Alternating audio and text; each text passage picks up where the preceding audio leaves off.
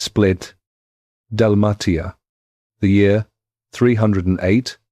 The man kneeling in the dirt had once commanded the largest army on earth. His hands were dark with soil. His back ached in the way that backs ache when the body has finally been given permission to feel everything it spent decades pretending not to feel. Around him, rows of vegetables stretched toward the Adriatic, and the sea beyond them was the particular blue that only exists on autumn mornings when the light comes in low and flat and turns the water into something that looks almost too beautiful to be real. He heard the footsteps before he heard the voice. He did not stand up. Maximian had once been his equal. They had divided the Roman world between them. Two men holding up an empire, the way two columns hold up a roof. They had fought together, decided together, carried the weight of 300 million people together for 20 years. If anyone in the world had the right to walk into this garden unannounced, it was this man. Maximian spoke.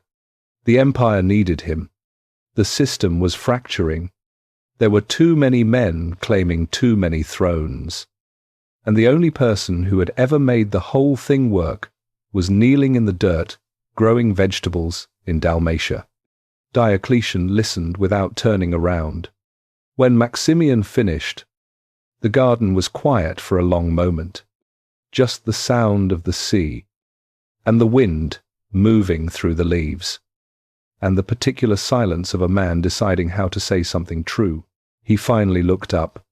"If you could see the cabbages I planted with my own hands," he said, "you would not speak to me of this." Maximian stared at him. He was not joking. He was not being humble. He was saying something he meant completely.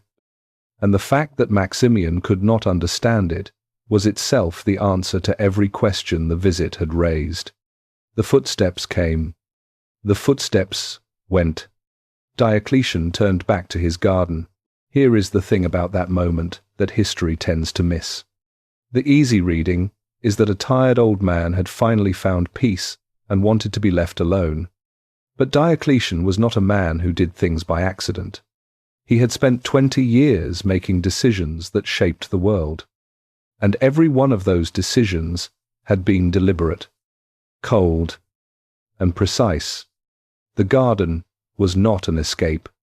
It was a conclusion, and the question worth carrying into everything that follows is this: what does it feel like to build something so large that you can no longer protect the people inside it? What happens when the most powerful man in the world steps away from his own machine, and the machine keeps running, and the running destroys everything he loved? Before the garden, there was everything else. There was a boy from the edge of the world who saw Rome not as an idea but as a broken system, and spent his life trying to fix it. There was a soldier who became an emperor by doing something violent and irreversible in front of 10,000 men. There was a ruler who divided the greatest empire in history, not because he was weak, but because he understood something about power that almost no one before him had grasped. There was a persecution that his system made possible, and his silence made real.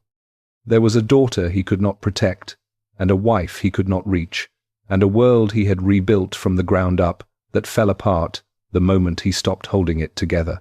And there was a palace he built for his retirement that became a city. His tomb became a church dedicated to a Christian bishop martyred under his own orders. His empire became the foundation on which a Christian Rome would stand for 1,000 years. Diocletian saved Rome. He also made the old Rome impossible to save. And he lived long enough to understand both of those things completely. Kneeling in the dirt on the coast of Dalmatia, with the sea behind him and the world he had made burning somewhere to the east. The Cabbages were doing fine. Start with a specific morning. The year is 268. A Roman emperor named Gallienus is leading his army against a Gothic incursion near the city of Mediolanum. the city that will one day be called Milan. The campaign is going reasonably well. The Goths are being pushed back. The situation, by the standards of this particular era, is almost manageable.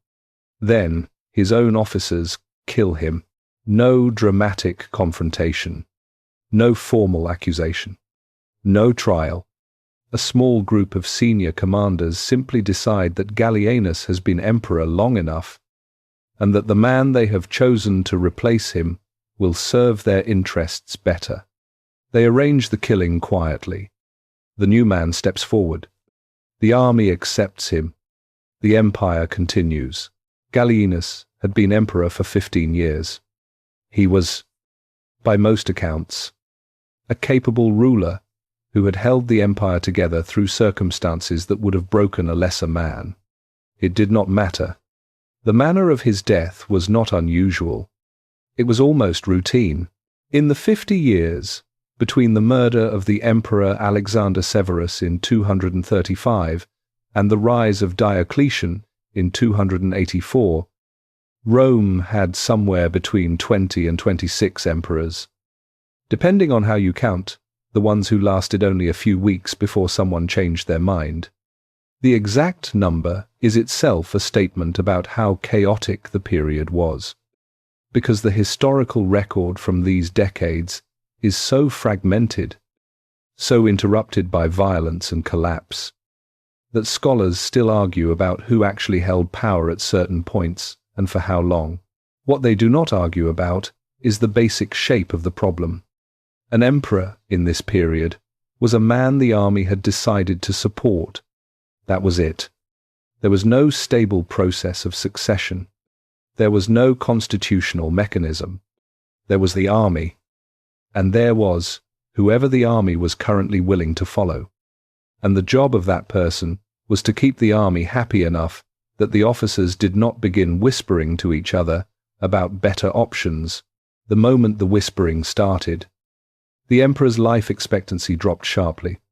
Think about what it would mean to live inside that system.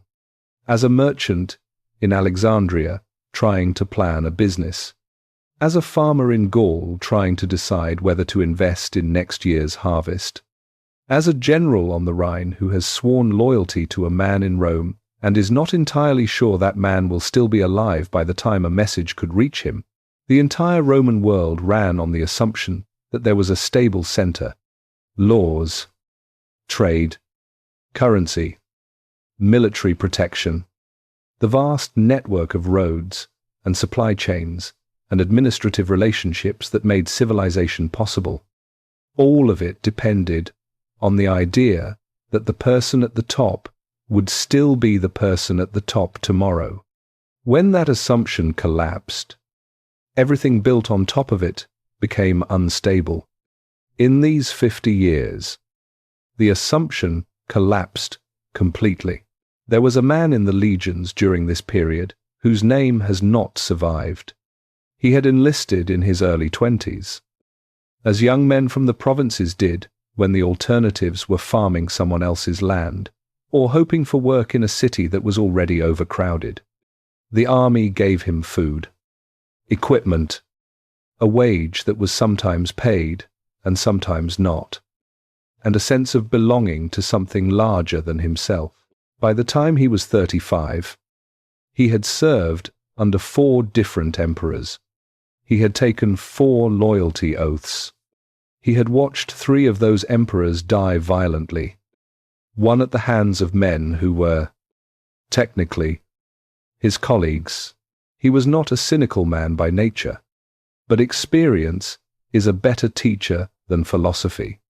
And what experience had taught him was this: the oath he took was real. The man he took it to was temporary.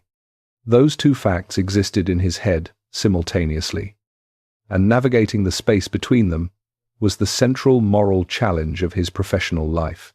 This was not unique to him. This was the psychological condition of the Roman military in the 3rd century. An army that had learned to think of its oath as contingent, as lasting only as long as the man receiving it remained useful and alive. was something fundamentally different from the army Rome had once been built on. The borders were suffering too. To the east, the Sassanid Persian Empire had replaced the old Parthian kingdom and was significantly more aggressive and better organized than its predecessor. To the north, Germanic confederations that had been manageable as scattered tribes were becoming something more coordinated and more dangerous. They had been watching Rome for generations. They had learned from it. Some of them had served in Roman armies and understood exactly how Rome fought. They were pressing harder just at the moment when Rome's ability to respond was at its weakest. The economy was fracturing in ways that compounded everything else. Constant military campaigns required constant funding. Emperors debased the currency to pay their armies, reducing the silver content of coins until merchants stopped trusting them. When merchants stopped trusting the currency, trade slowed. When trade slowed, tax revenue fell. When tax revenue fell, emperors debased the currency further. The spiral was not complicated to understand. It was just very difficult to stop once it started. For ordinary Romans, this played out as a slow, grinding deterioration of daily life. Prices rose. Goods became scarce. The roads that had been the arteries of Roman commerce became less safe as the military infrastructure maintaining them weakened. Cities that had grown fat and comfortable on 2 centuries of relative peace began to feel something they had almost forgotten: the particular anxiety of people who can no longer assume that tomorrow will resemble today. The crisis of the 3rd century was not just a political crisis or a military crisis. It was a crisis of institutional faith. Rome's stability had always rested on the belief that the system was bigger than any individual in it. When the emperors started dying as fast as they were being made, that belief became impossible to maintain. There were brief stabilizations. Emperors who lasted long enough to push back a frontier threat or restore some order to the currency. Aurelian was one of these. A tough and relentless soldier who reconquered breakaway Roman territories and temporarily reunified the empire.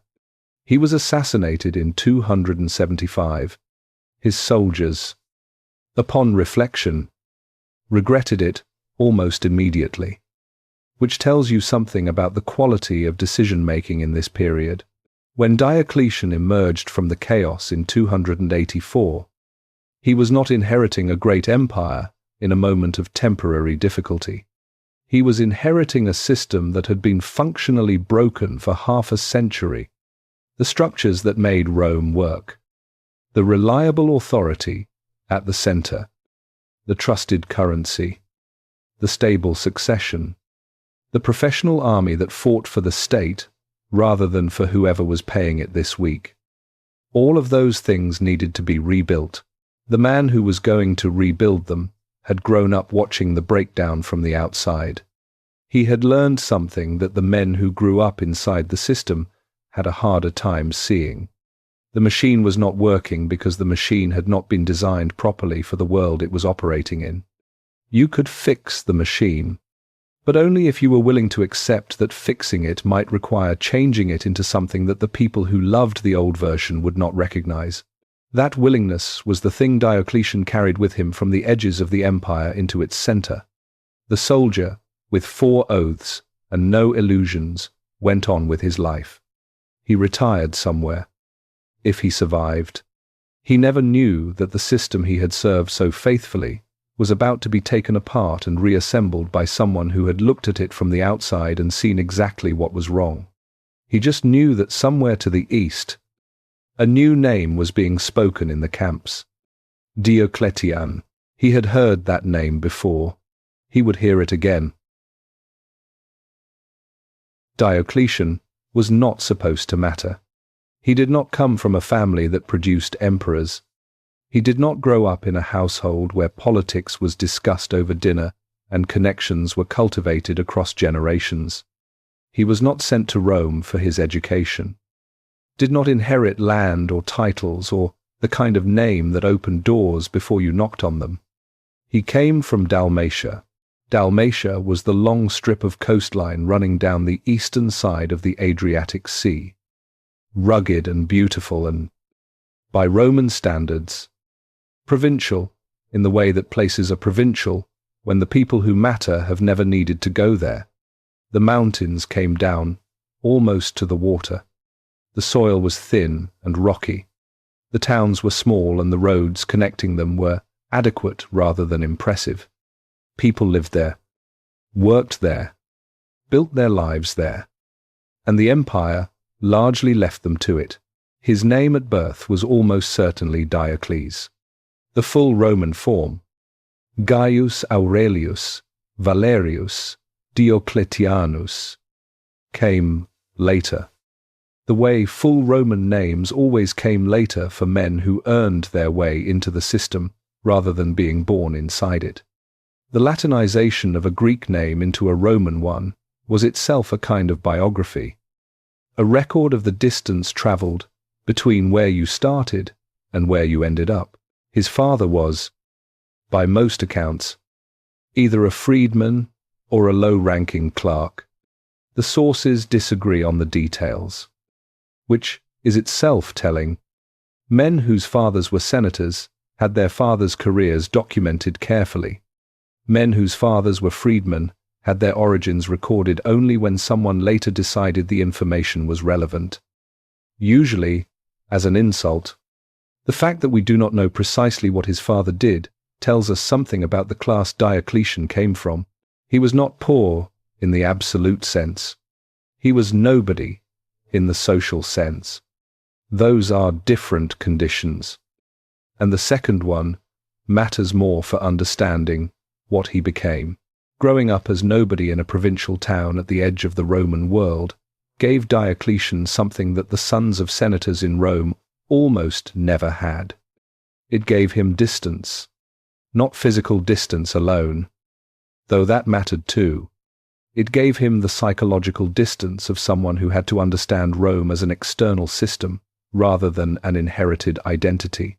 A boy raised in Rome, in the right family, in the right neighborhood, absorbed the idea of Rome the way he absorbed the Latin language. It was not something he thought about. It was the air he breathed, the shape of the world as it had always been and always would be, the traditions, the institutions, the unspoken assumptions about how power worked and who deserved it. All of that was inside him before he was old enough to examine it. Diocletian did not have that. He had to look at Rome from across a distance and figure out what it was. What he saw was not the mythology. He saw the roads, because the roads were the most visible sign of Roman power in a place like Dalmatia. He saw the tax collectors, because the tax collectors showed up whether the central government was stable or not. He saw the soldiers passing through, sometimes triumphant, sometimes ragged, sometimes clearly not sure who they were fighting for anymore. He saw what happened to the towns near the border when the soldiers stopped coming through, how quickly the certainty of Roman order became uncertain. He saw Rome as a system that produced specific outcomes when it was functioning and specific problems when it was not. A system with components that could be identified, analyzed, and potentially repaired. This is not a romantic way to see an empire. It is not the way a poet sees it, or a senator, or a man whose identity is so wrapped up in Rome's greatness that he cannot separate his own worth from the empire's glory. It is the way an engineer sees it. And Diocletian was, in the deepest sense of the word, an engineer. He joined the army young. The exact age is not recorded, but it would have been somewhere in his teens or very early 20s, which was typical. For a young man from his background, the military was the most direct route from nowhere to somewhere. It offered wages, which were sometimes reliable, It offered food and equipment, which were more consistently reliable than the wages. It offered the possibility of advancement based on demonstrated ability rather than inherited position, which was rarer in the Roman world than the official ideology suggested, but more real in the military than in most other institutions. More than any of those practical things, it offered access. The Roman army in the 3rd century was the central institution of the empire in a way it had never quite been before. Emperors came from the army. Power came from the army. The men who shaped events were, almost without exception, military men. A talented provincial with no connections and no family name had exactly one path to real influence. And that path ran through the legions. Diocletian walked it. The details of his early career are sparse in the way that early careers are sparse for men who only start being documented carefully once they become important. He served. He advanced. He demonstrated whatever combination of competence, toughness, and political awareness the army rewarded in this period.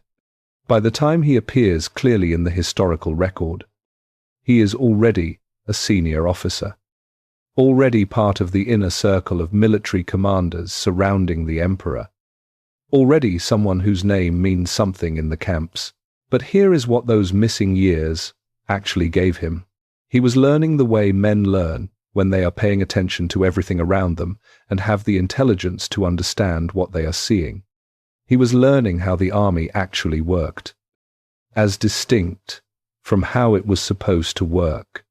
He was learning how emperors were made and unmade, how decisions moved from the top to the bottom and from the bottom back to the top, where the real leverage points in the system were and where the apparent ones turned out to be hollow. He was learning the difference between authority that was real and authority that was performed. He was building, slowly and without announcing it, a different idea. An idea about what Rome actually needed. Not more of the old solutions applied with more force. Something structurally different. Something that addressed the actual failure points rather than the visible symptoms. He was not ready to act on it yet.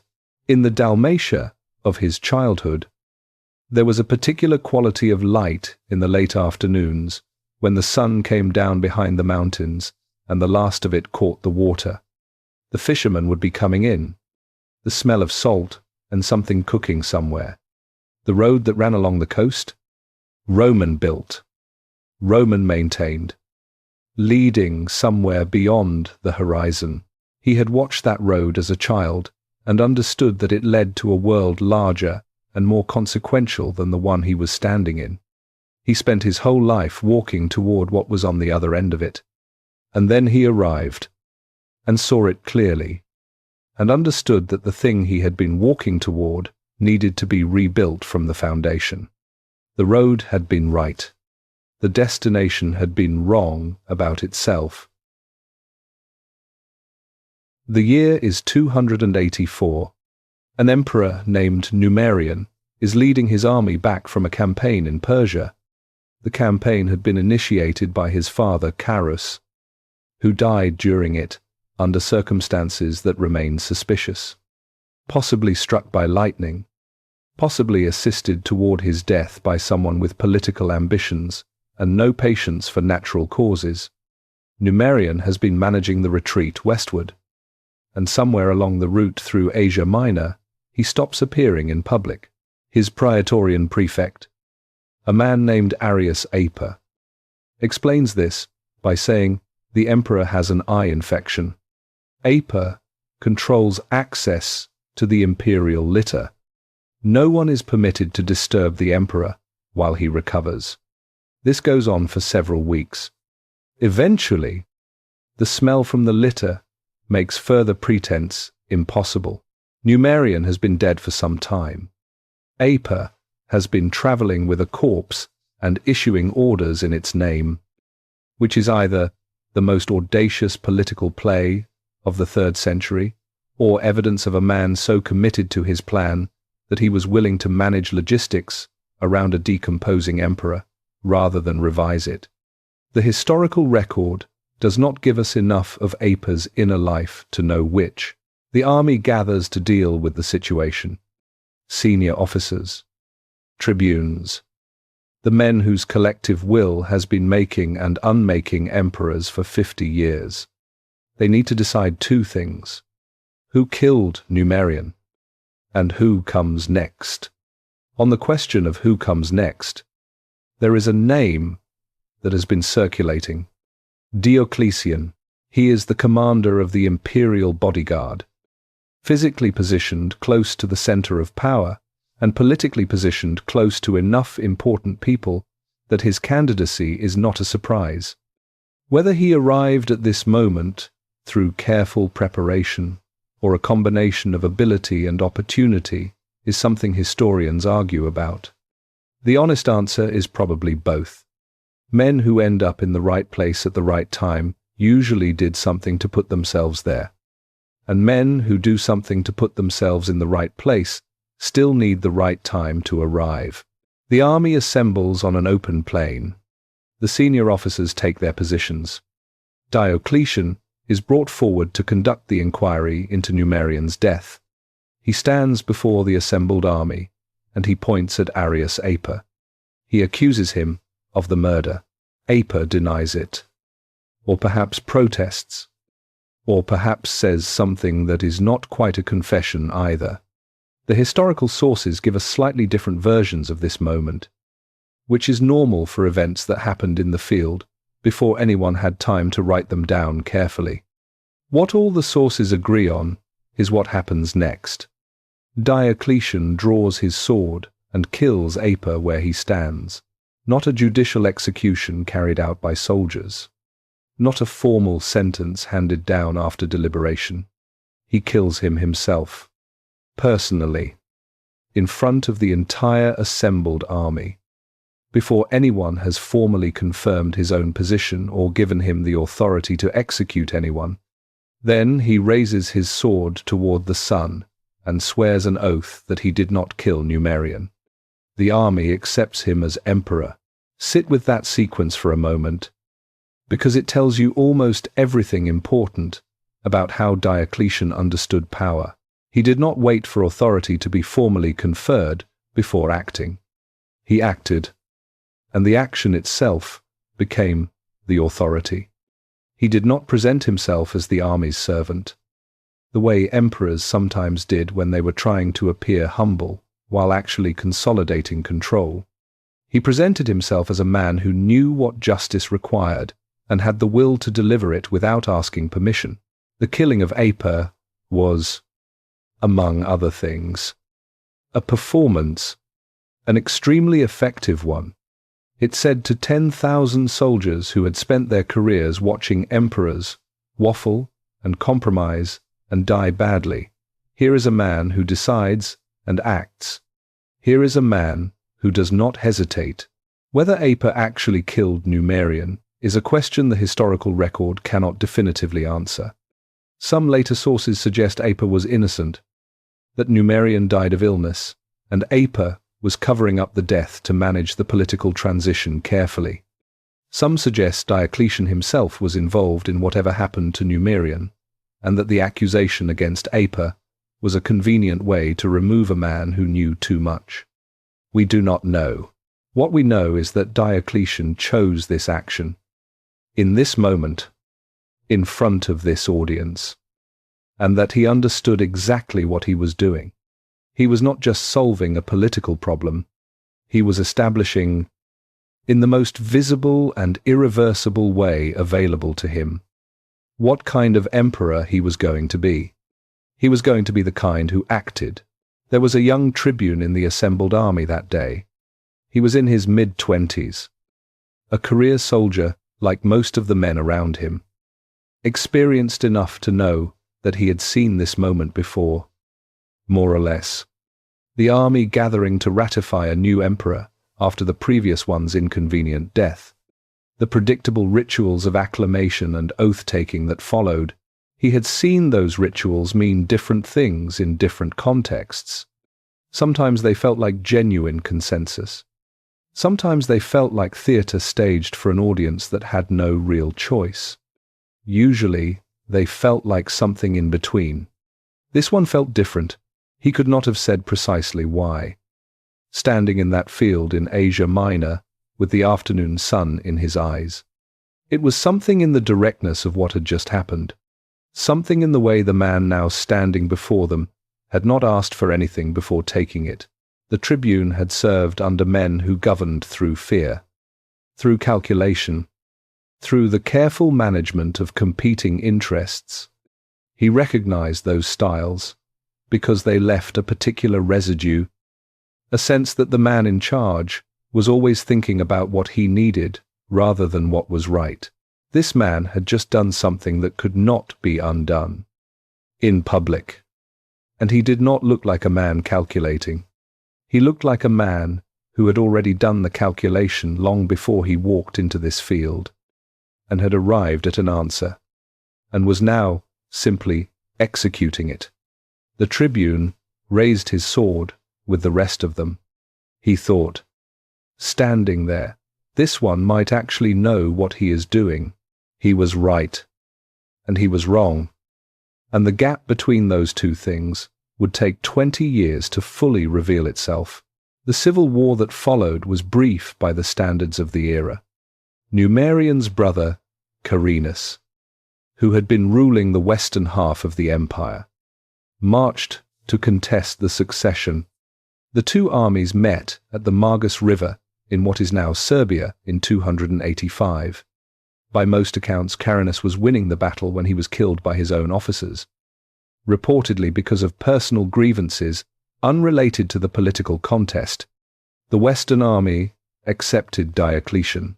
For the first time in years, there was one emperor, recognized by both halves of the empire, who had arrived at his position through violence. Yes, but through violence that was at least legible and conclusive. Diocletian was roughly 40 years old. He had grown up watching Rome break. He had spent 20 years learning how the machine worked.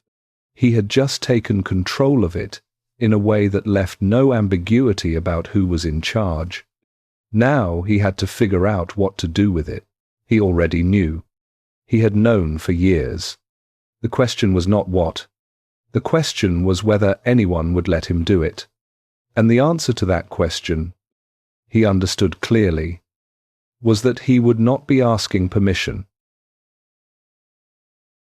Most men who became Roman emperor in the 3rd century did the same thing. They fought. That was not a criticism. Fighting was often the only option available. When the frontier was burning and the treasury was empty and 3 different generals were marching toward Rome with armies behind them, the immediate demands of survival did not leave much room for long-term thinking. You dealt with what was in front of you. You put out the fire nearest to you and then moved to the next one. You kept moving because the moment you stopped, someone behind you would catch up. Diocletian spent the first year of his reign doing exactly that. There were campaigns in the east, border pressures to address, the normal administrative chaos of a new emperor establishing his legitimacy in the provinces. He dealt with it. He was good at it. He had spent 20 years learning to be good at it, but he was doing something else at the same time. He was thinking, not the reactive thinking of a man solving problems as they arrived. The slow, deliberate, almost cold thinking of someone who has decided that the problems arriving on his desk every morning are not the real problem, that they are symptoms, and that treating symptoms without understanding the disease is how you spend your whole life fighting fires without ever asking why the house keeps burning. He was asking why the house kept burning. The answer was not complicated once you were willing to look at it directly. Rome's instability came down to a small number of structural failures that nobody had been willing to address, because addressing them would have required admitting that the way Rome had always done things was no longer adequate. The first failure was succession. The empire had no reliable mechanism for transferring power. Augustus had solved this problem for his own dynasty through adoption and careful positioning. But the system he created was personal, not institutional. It worked as long as there were capable men in the right family willing to play by the rules. The moment that condition failed, as it did repeatedly in the 2nd and 3rd centuries, the system had no backup. The problem was not that bad men kept killing good emperors. The problem was that the system rewarded killing emperors. You could not vote an emperor out. You could not impeach him. You could not constitutionally remove him for incompetence or tyranny.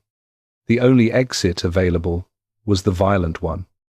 And as long as that remained true, violent men with armies would keep using it. The second failure was scale. The Roman Empire stretched from Scotland to Mesopotamia, from the Rhine to the Sahara. The communication technology available to the emperor was a man on a horse. In optimal condition, a message from Rome could reach the Rhine frontier in perhaps 2 weeks. The eastern frontier was 6 to 8 weeks away. The emperor could not be everywhere, but the system required him to be everywhere, because every crisis required an imperial decision, and every imperial decision required the emperor's presence or a very good substitute.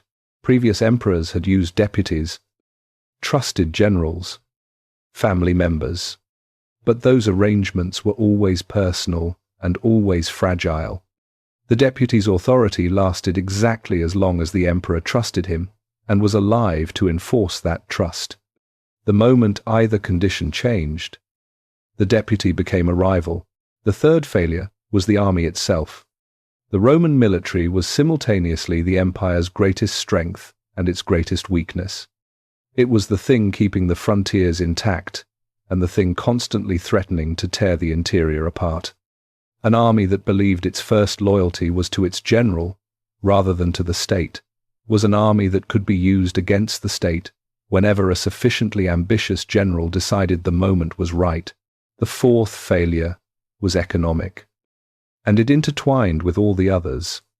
The constant civil wars and frontier campaigns were extraordinarily expensive. They destroyed agricultural production in the regions where they were fought. They disrupted trade routes. They required emergency taxation that alienated the population and emergency currency debasement that destroyed confidence in money. Every emperor who needed to fund a campaign and could not raise the revenue honestly faced the same temptation: debase the currency, get through the crisis, and leave the inflation problem for whoever came next. None of these failures were secrets. Educated Romans understood that the empire had structural problems. There was no shortage of people willing to diagnose the illness. What was rare, almost unprecedented, was someone willing to treat it in ways that went beyond the conventional. Diocletian sat in his campaigns and his administrative reviews, and he thought about all 4 of these failures, and he arrived at conclusions that were so different from the standard Roman assumptions about how power worked that they amounted to a complete reimagining of what the empire was supposed to be. On succession, his conclusion was radical. The only way to create a reliable succession was to build it into the system before it was needed, to designate heirs publicly and formally while the current ruler was still alive and powerful enough to make the designation stick. The empire was too large for one man. It had always been too large for one man. But the ideology of Roman power had never been willing to admit that. Diocletian was willing to admit it. On the army, his conclusion was that loyalty had to be redirected from the personal to the institutional.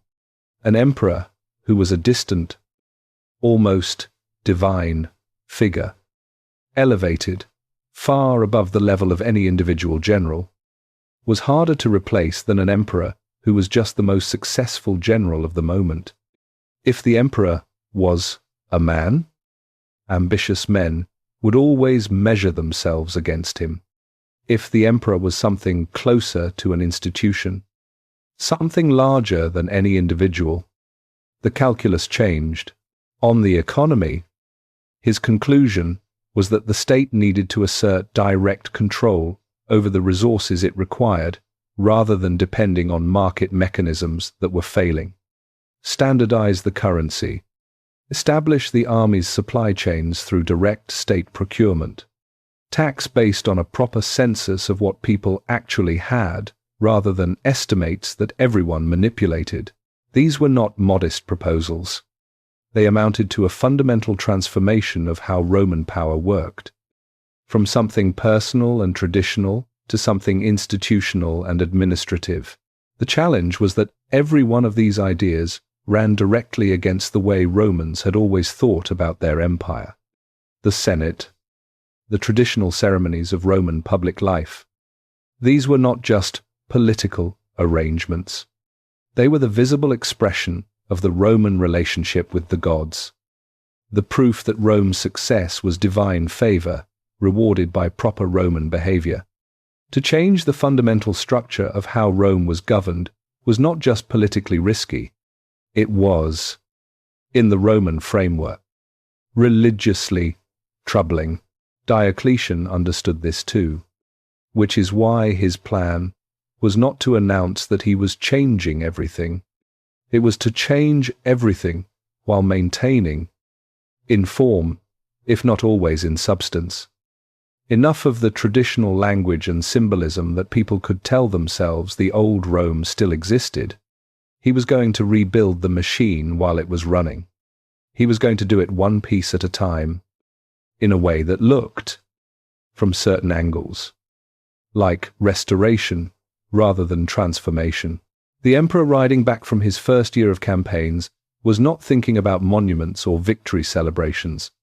He was thinking about a man he needed to find, someone who could help him hold the western frontier while he held the east, someone tough enough to fight, smart enough to understand what they were doing, and loyal enough to stay within the system rather than use it as a platform for his own ambitions. He had someone in mind. His name was Maximian. They were, in almost every important way, complete opposites, and that was exactly the point. There is a particular kind of intelligence that knows what it lacks. Most powerful men do not have it. The qualities that drive a person to the top of any competitive hierarchy tend to include a confidence in one's own judgment that makes acknowledging limitations feel dangerous, as if admitting you cannot do something is the first step toward losing everything you have built. The history of power is full of men who held on too long, delegated too little, and destroyed what they built by refusing to accept that the building required more than one pair of hands. Diocletian had something different. He looked at the map of the empire, and he did not see his domain. He saw a problem with a specific shape, and the shape required a solution that went against every instinct the 3rd century had trained into Roman rulers. He needed to share. In 285, roughly a year into his reign, Diocletian elevated a man named Maximian to the rank of Caesar and then, within months, to Augustus, his co-emperor, equal in title, though not in practice, because Diocletian made clear from the beginning that the division was administrative rather than political. Maximian would govern and defend the western half of the empire. Diocletian would handle the east. They would coordinate, consult, support each other. The empire was one. The administration was two. Marcus Aurelius, Valerius, Maximianus was, on the surface, an unlikely partner for a man as calculating as Diocletian. He was from Pannonia, the region of the Danube frontier that produced a disproportionate share of Rome's soldiers in this era, which tells you something about the kind of man he was. He was physically imposing, aggressive, not particularly interested in the kind of patient administrative management that Diocletian excelled at. He was the sort of commander whose troops would follow him through a burning building, which is an extremely useful quality on a battlefield and a somewhat complicated one in a palace, where Diocletian thought in systems, Maximian thought in situations. Where Diocletian was cold and deliberate, Maximian was hot and immediate. Where Diocletian could sit with a problem for months before acting, Maximian's instinct was to act first and assess the damage afterward. These were not flaws in the context Diocletian was creating for him. They were specifications. The western frontier needed exactly what Maximian was. The Rhine was under pressure from Germanic confederations that respected force more than diplomacy. The situation in Gaul and Britain involved practical military challenges that required someone willing to march and fight and be visibly, physically present. A man who thought in systems would be wasted there.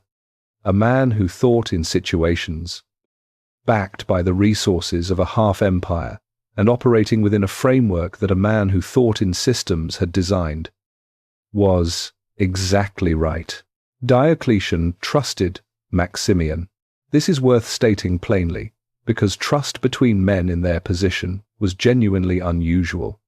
The 3rd century had been a masterclass in what happened when powerful men stopped trusting each other, which is to say, it had been a masterclass in civil war, assassination, and the spectacular waste of Roman military capacity on Roman military capacity. Diocletian had watched all of that. He understood at a level that was almost physical that the arrangement he was creating with Maximian would work exactly as long as the trust held, and not a day longer. So he built structures around the trust to reinforce it. The two men were formally linked through the divine hierarchy that Diocletian was constructing around imperial power. Diocletian associated himself with Jupiter, the king of the gods, the force of cosmic order and supreme authority. Maximian was associated with Hercules, the divine hero, the embodiment of strength and action. This was not arbitrary. It was a statement about their relationship, carefully calibrated to make that relationship legible to everyone who encountered it. Jupiter and Hercules, in Roman mythology, were not rivals. Hercules served Jupiter's purposes.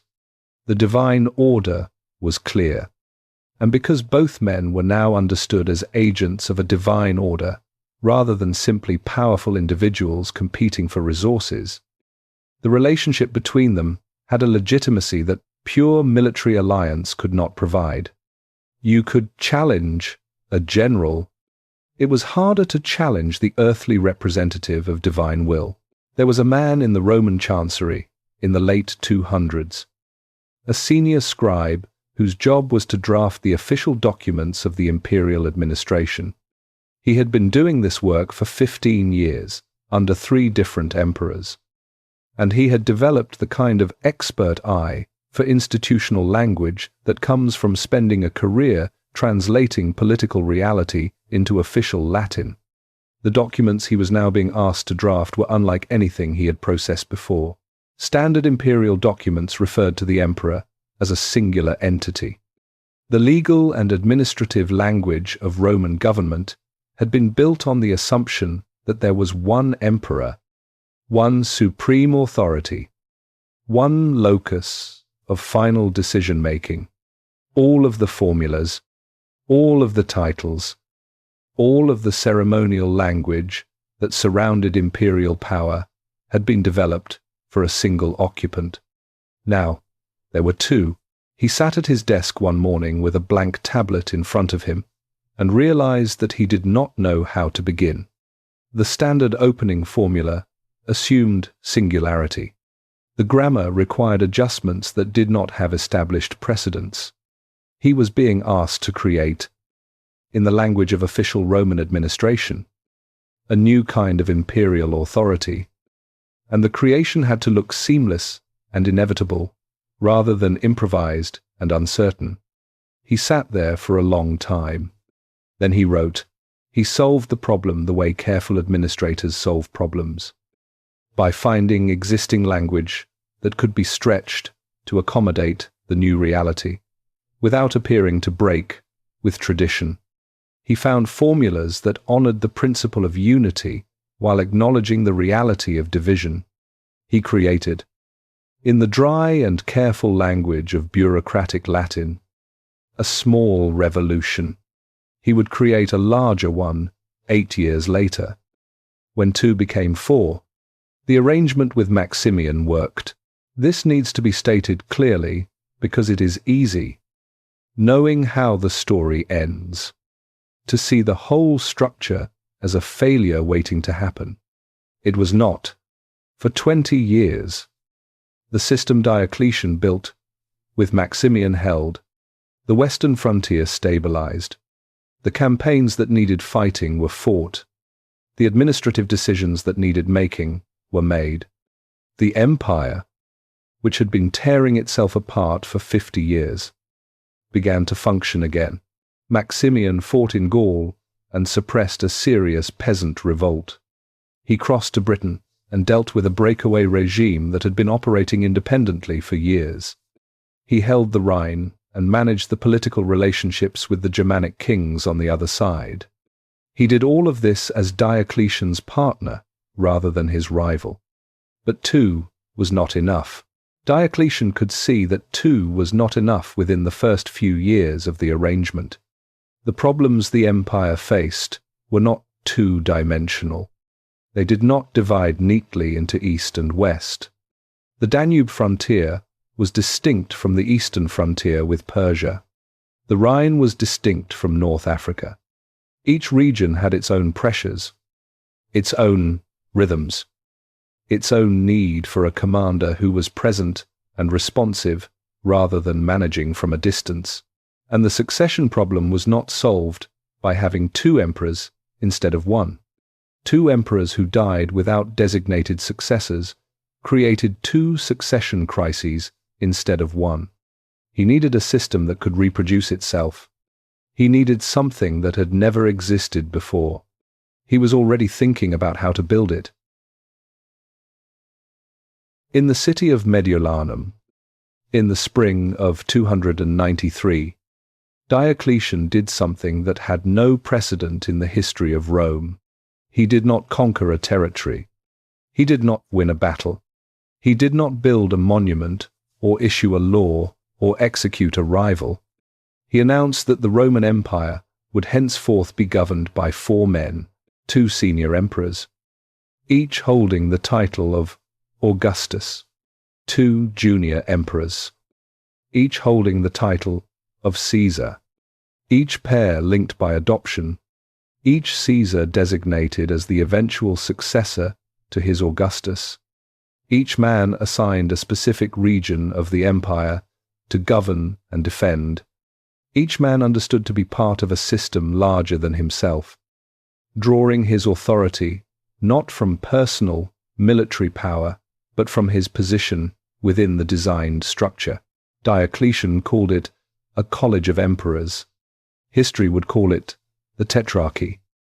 From the Greek word for rule by 4, it was the most ambitious political engineering project in Roman history. The 2 new Caesars were Galerius, assigned to assist Diocletian in the east, and Constantius, assigned to assist Maximian in the west. Both were experienced military commanders. Both were capable and proven men. Both were linked to their Augustus by adoption, which in Roman law created a relationship with real legal and social weight, and by the marriage of Galerius to Diocletian's daughter Valeria, which created a family connection intended to reinforce the political one. The system was designed from first principles to solve the problems Diocletian had identified. On successum, it was explicit. The Caesars were the successors.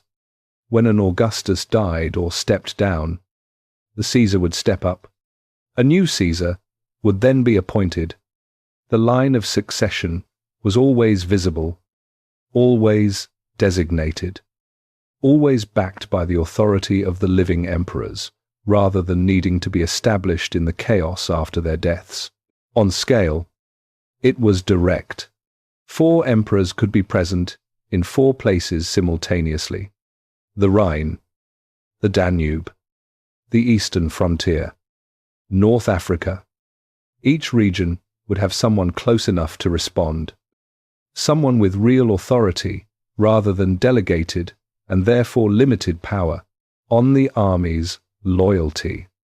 It worked through the divine framework Diocletian had been building.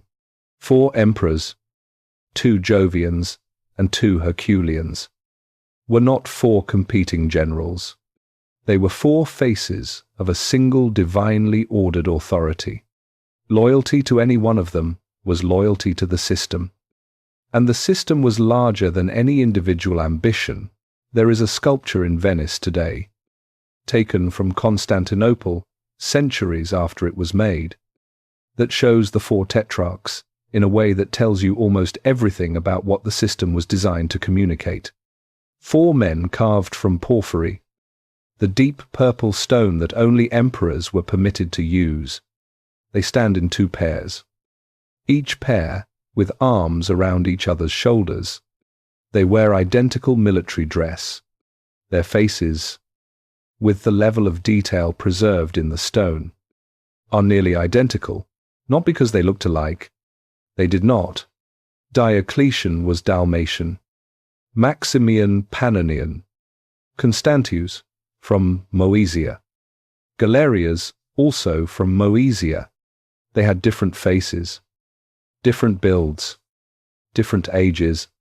The uniformity was a statement. The sculptor, working under imperial direction, was communicating something specific. These are not 4 individuals who happen to be cooperating. This is one authority that has taken 4 forms. The system is the emperor. The individual men are expressions of the system. This was the most radical departure from Roman political tradition that Diocletian made, and he made it in stone. In one of the most recognizable pieces of imperial art, from the period, he was not restoring Rome. He was replacing what Rome had been with what Rome needed to become. A man named Lactantius, a Christian writer who lived through this period and had his own reasons for hating Diocletian, described the tetrarchic system with a contempt that was itself revealing. He saw what Diocletian had done clearly. He understood that the multiplication of emperors meant a multiplication of courts, of bureaucracies, of the appetite for tax revenue that fed all of those courts and bureaucracies. He calculated, with a polemicist's relish, that there were now 4 emperors to be maintained, where there had been 1, each with his own palace staff and praetorian guard and administrative apparatus. He was right about the costs. The tetrarchy was expensive. 4 imperial courts, 4 sets of palace infrastructure, 4 times the ceremonial overhead of a single emperor. The administrative expansion Diocletian drove was real, and it cost money. Year after year, in the way that structural costs are far harder to manage than one-time expenses. But Lactantius was looking at the system from the perspective of someone who had to pay for it. Diocletian was looking at it from the perspective of someone who had seen what happened when you tried to run an empire on the cheap and it kept falling apart. The question he was asking was not whether the tetrarchy was expensive. He knew it was expensive. The question was whether it was less expensive than the alternative, which was civil war every few years. Frontier collapses when the emperor was occupied elsewhere. The catastrophic economic disruption of a system that kept breaking down. He believed the answer was yes. For 20 years. He was right. In the city of Antioch, in the province of Syria, there was a merchant who traded in luxury goods that moved along the eastern routes. Silks, spices, fine glassware. He had been in the business long enough to have watched the 3rd century's chaos reduce trade to a fraction of what it had been in the 2nd century's stability. He had watched prices become meaningless as the currency collapsed. He had watched trade routes become impassable as the military infrastructure maintaining them broke down. Under the Tetrarchy, things were better. He did not understand the constitutional arrangements in Nicomedia. He did not know the theological significance of Jupiter and Hercules and the divine hierarchy Diocletian had constructed. He knew that the roads were safer. He knew that when he made a contract, the legal system backing it was more reliable than it had been. He knew that the soldiers on the frontier were present, which meant the raiding that had disrupted his supply routes was less frequent. He was not grateful for the Tetrarchy as an idea. He was grateful for the conditions the Tetrarchy had produced. This was what Diocletian was actually building, not a constitutional document, not an ideological monument, a set of conditions under which ordinary Roman life could function at a reasonable level, under which a merchant could plan a year ahead, under which a farmer could invest in his land, under which a soldier could believe that the institution he was serving would still exist when his term of service ended. He was building stability. The system required 4 men who understood that their authority came from the system. The moment one of them stopped believing that everything Diocletian had built would become the problem it was supposed to solve. He knew this. He had known it when he designed the system. He believed he had addressed it through the adoption bonds, through the divine ideology, through the careful selection of men who had the right combination of ability and institutional loyalty. He was right about 3 of them for 20 years. The 4th would be a different story, but that was later. In the early years of the Tetrarchy, what Diocletian had created was something Rome had not experienced in half a century. Functioning government. It was not elegant. It was not the Rome of Augustus or of Trajan. The classical ideal that educated Romans carried in their heads as the standard against which the present was always found wanting. It was harder and more bureaucratic and more expensive and in certain ways more intrusive than the Rome of the early empire. But it worked. And for a civilization that had spent 50 years unable to say that with a straight face, working was everything. There is a ceremony Diocletian required of everyone who entered his presence. You entered the room. You approached the emperor. And then you knelt and pressed your face to the floor. Not a bow. Not a respectful inclination of the head. Full prostration, forehead to the ground, the complete physical submission of one human being before another. The Romans had a word for this, proskinesis. They had borrowed it from the Persians, which tells you what they had traditionally thought of it.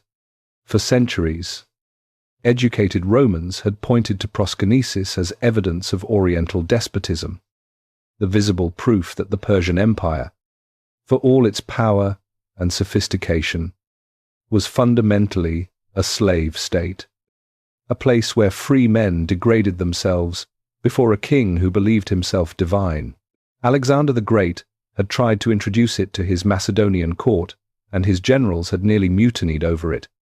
The symbolism was that clear, that charged, that deeply woven into the Roman self-understanding of what distinguished civilization from tyranny.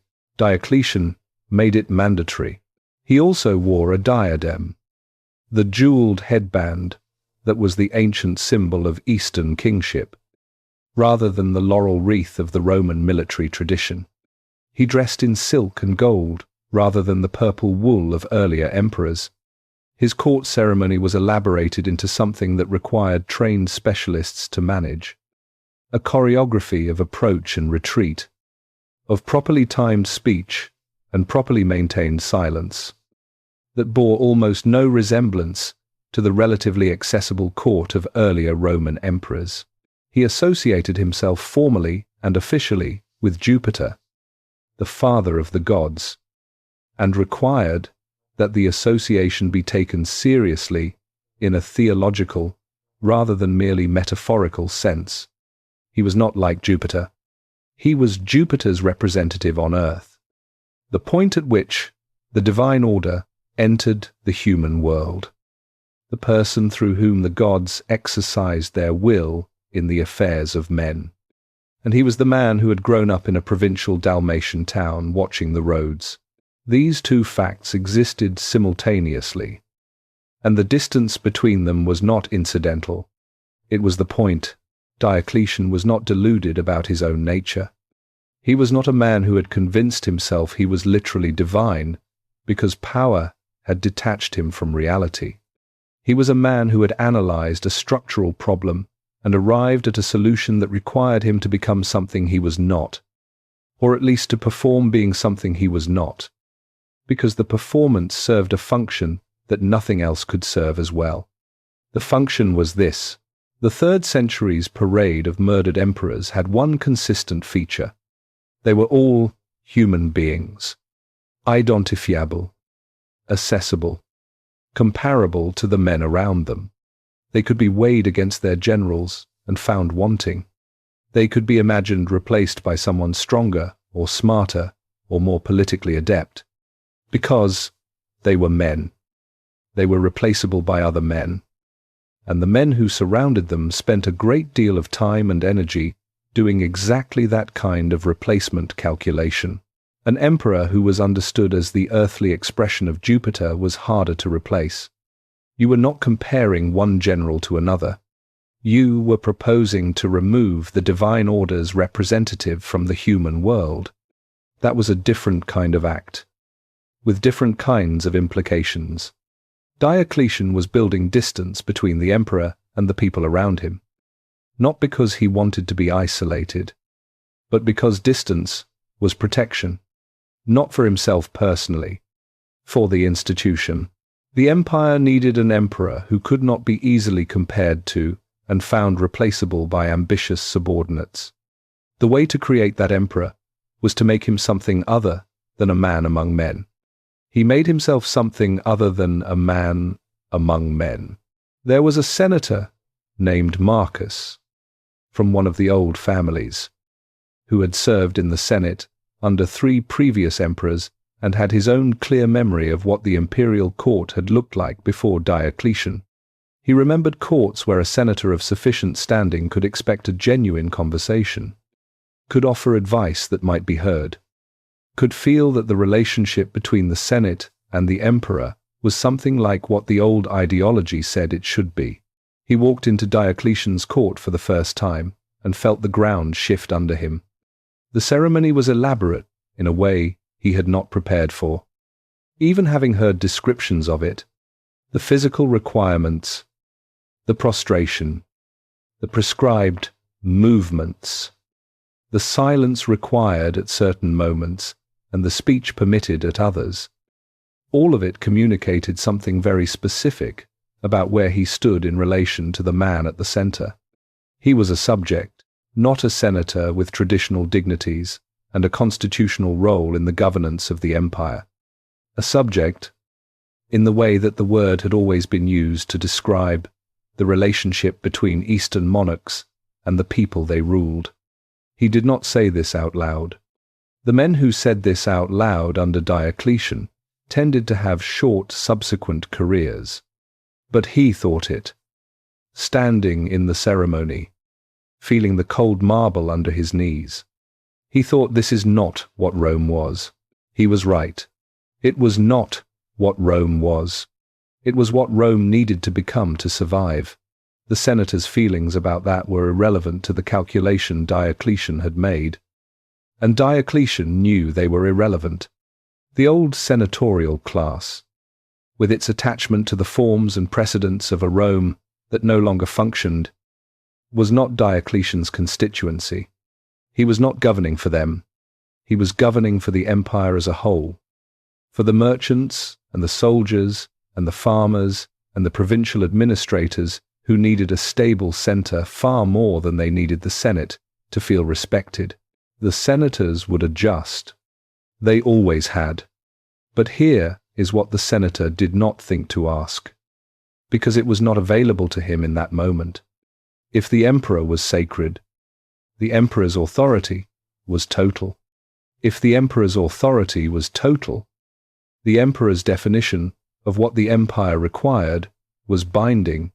If the emperor decided the empire required religious unity, the people who disrupted that unity were not simply inconvenient, they were a problem with a divine mandate attached to its solution.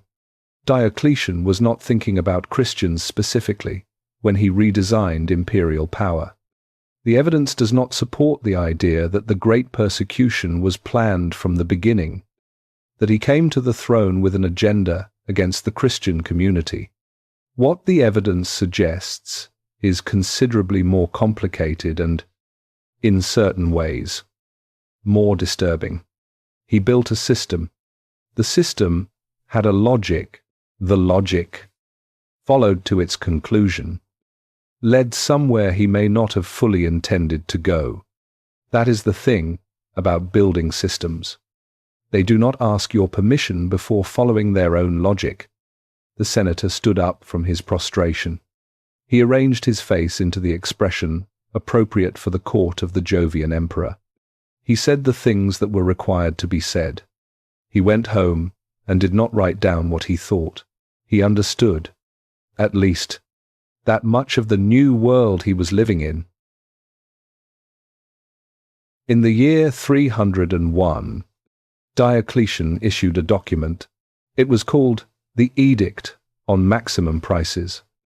Unifat listed the maximum legal prices for roughly 1,300 goods and services across the entire empire. Wheat, barley, beef, wine, sorted by quality, olive oil, firewood, shoes differentiated by type and quality, clothing differentiated by fabric and origin, wages for agricultural laborers, construction workers, carpenters, teachers of arithmetic, teachers of rhetoric, the going rate for washing a medium-weight garment, the price of a haircut. The penalty for charging more than the listed price was death. The edict failed almost immediately. Merchants and producers did what people do when price controls make legal selling unprofitable. They stopped selling. Goods disappeared from the markets rather than appearing at the mandated prices. The underground economy expanded. The edict was eventually abandoned, enforced in some places and ignored in others. A monument to the gap between what Diocletian believed the state could command and what the economy was actually willing to do. The edict is not interesting because it failed. It is interesting because it was attempted. It tells you something essential about how Diocletian understood the relationship between the state and the world it governed. He believed, with a completeness that was almost theological, that order was the state's purpose, and that the state had both the right and the ability to impose order on any domain it chose to enter. Markets were chaotic. Chaos was the enemy. Therefore, markets could and should be brought under control. Most of what Diocletian did in the economic domain was more practical and considerably more durable than the price edict. He reformed the currency, introducing new standardized coins with genuine silver content and establishing a more rational relationship between the gold, silver, and bronze denominations. He reformed the tax system, replacing the patchwork of different taxes applied differently in different provinces with something more uniform, based on a proper census that established what people actually owned, what land was actually being cultivated, how many people actually lived in each region. The census mattered for reasons that went beyond taxation. It was the state saying, "We know where you are. We know what you have. We know what you owe us." For people who had spent their lives in the relative informality of a poorly administered empire, it was the first time the state had looked at them this directly. 3 lives help explain what that meant. A farmer in the Nile Delta, his family having worked the same land for 3 generations, had paid taxes, more or less in the way that people pay taxes, in systems where collection is erratic, and the smart move is to pay enough to avoid trouble without paying so much that you attract attention. The assessment on his land did not quite reflect its actual productivity. This was not an accident. It was the result of generations of careful management of what the local tax collector officially knew. With the new census properly conducted, the assessment was recalculated based on what the land actually produced. He paid more, not because Diocletian was interested in punishing him, because the new system was more accurate. Accuracy. When you have been benefiting from inaccuracy, is its own kind of punishment. He paid more, and the roads near his village were maintained, and the soldiers on the nearby military post were paid, and the empire kept functioning at a level that, on balance, probably benefited him. He could not see that balance clearly, because he experienced the increased tax and did not experience, in any direct way, the stability it purchased. This is the permanent problem of any government that funds public goods through taxation. The costs are visible and the benefits are diffuse. A soldier on the Danube frontier, 9 years in the army, knew the difference between a military that was functioning and one that was barely holding together. In the years before Diocletian's reforms, army pay was irregular, equipment was inconsistent, and the supply chain was a constant improvisation that sometimes left units in the field without the basics they needed. Under the new system, things were different in ways he could feel directly. Pay arrived on something closer to a schedule. Equipment was standardized and consistently supplied. The unit he served in had a clear chain of command, defined responsibilities, and a relationship with the imperial administration that meant requests and reports actually reached someone who could act on them. He was not grateful for the administrative reforms in any abstract sense. He was grateful that his boots fit and his pay came, and the men next to him knew what they were supposed to do. His life was harder in other ways. The demands on his time and body were more comprehensive under Diocletian than they might have been in an earlier era.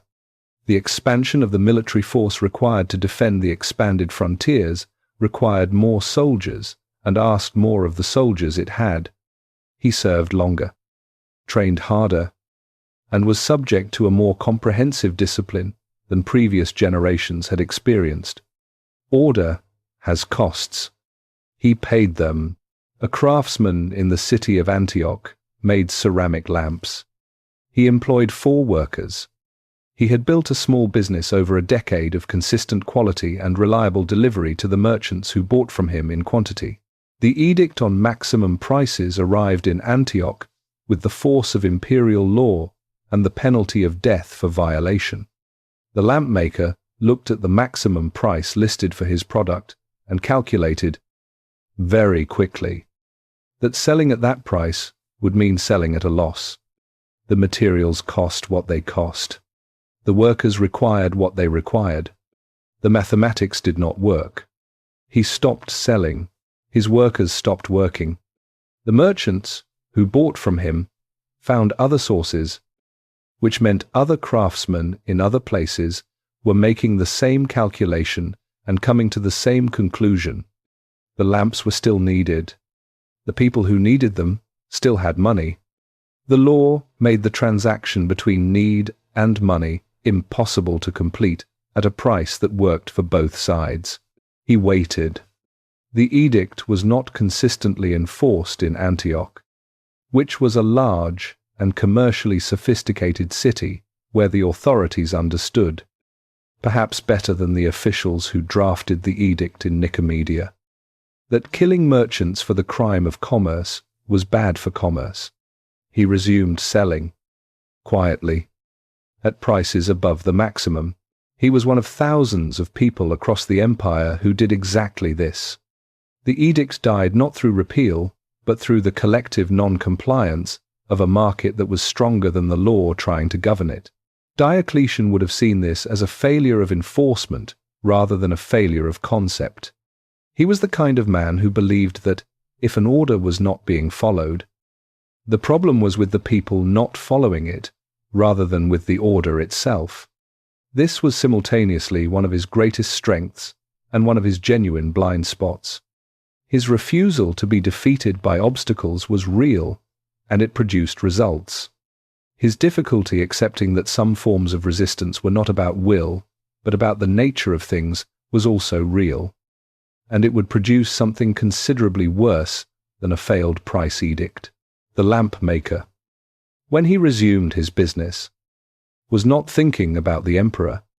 He was thinking about whether the merchant from the eastern quarter would place his order this week. Diocletian was governing hundreds of millions of people. Most of them, at any given moment, were thinking about exactly this kind of thing, whether their order would arrive, whether the harvest would come in, whether the soldiers on the frontier would hold, whether tomorrow would resemble today enough to make planning worthwhile.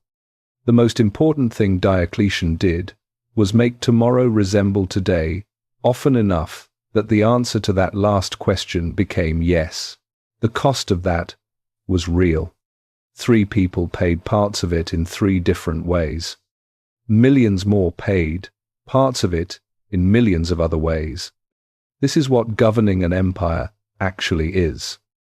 Not the ceremony and the monuments and the battles that get recorded, but the daily transaction between a state and the people it governs, the exchange of resources for services, of compliance for protection, of present sacrifice for future stability. Diocletian made that transaction function better than it had in half a century. The price of functioning better was that the transaction became more comprehensive, more visible, and more demanding. Nobody asked the lamp maker whether the trade was worth it. He was just a lamp maker. There is a particular quality to peace that people who have never lived without it cannot quite understand. Not the peace of contentment, of a life going well, and happiness following naturally from that. Something harder and stranger than that. The peace of a man who has spent years tensed against violence and threat, who has learned to read every situation for danger, who has developed the specific habit of mind that never fully relaxes, because relaxing completely has, in the past, produced terrible consequences. And then, slowly, without quite being able to identify the moment it happened, he realizes that he has slept through the night. He has not once, in the last week, calculated an exit from a room he entered. He has had a conversation without running every sentence through the filter of whether it could be used against him. This is not happiness. It is something more fundamental than happiness. It is the recovery of the ability to be ordinary.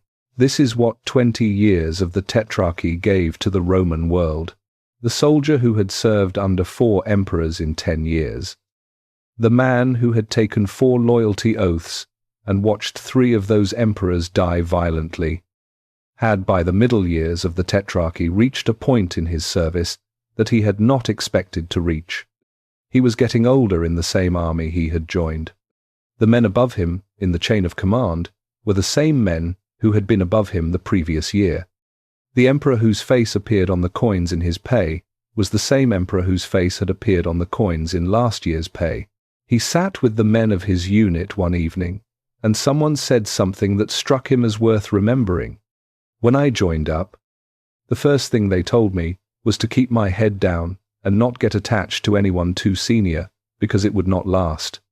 That was the accumulated wisdom of the army about how to survive. Keep your head down, because what was true today would not be true next month. And the safest thing was to be as invisible as possible and let the changes happen over your head. He looked into the fire for a moment. Nobody talks like that anymore. He was right. Nobody talked like that anymore.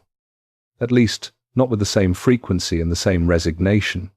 The 4 emperors were the same 4 men they had been for years. The succession was clear. The regions were governed consistently. The system had not produced a civil war. The army had not been asked to choose between rival claimants.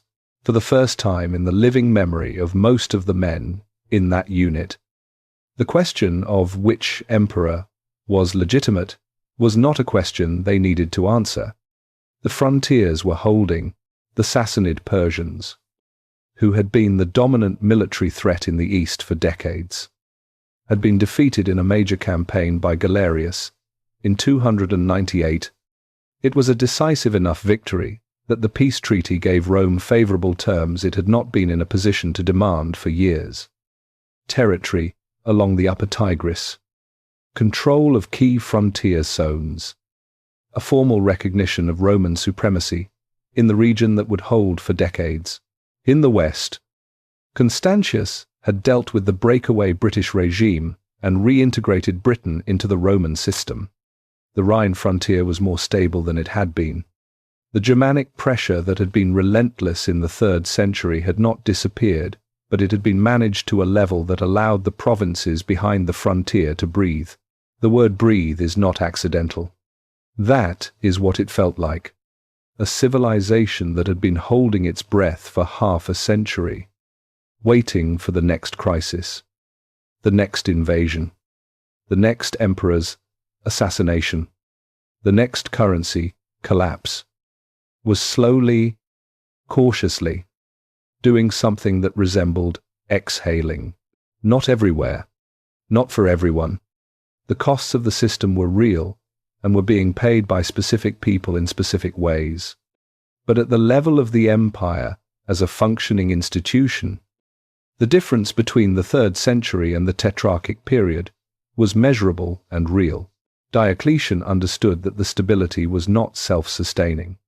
Good administrators understand this, and their successors often forget it.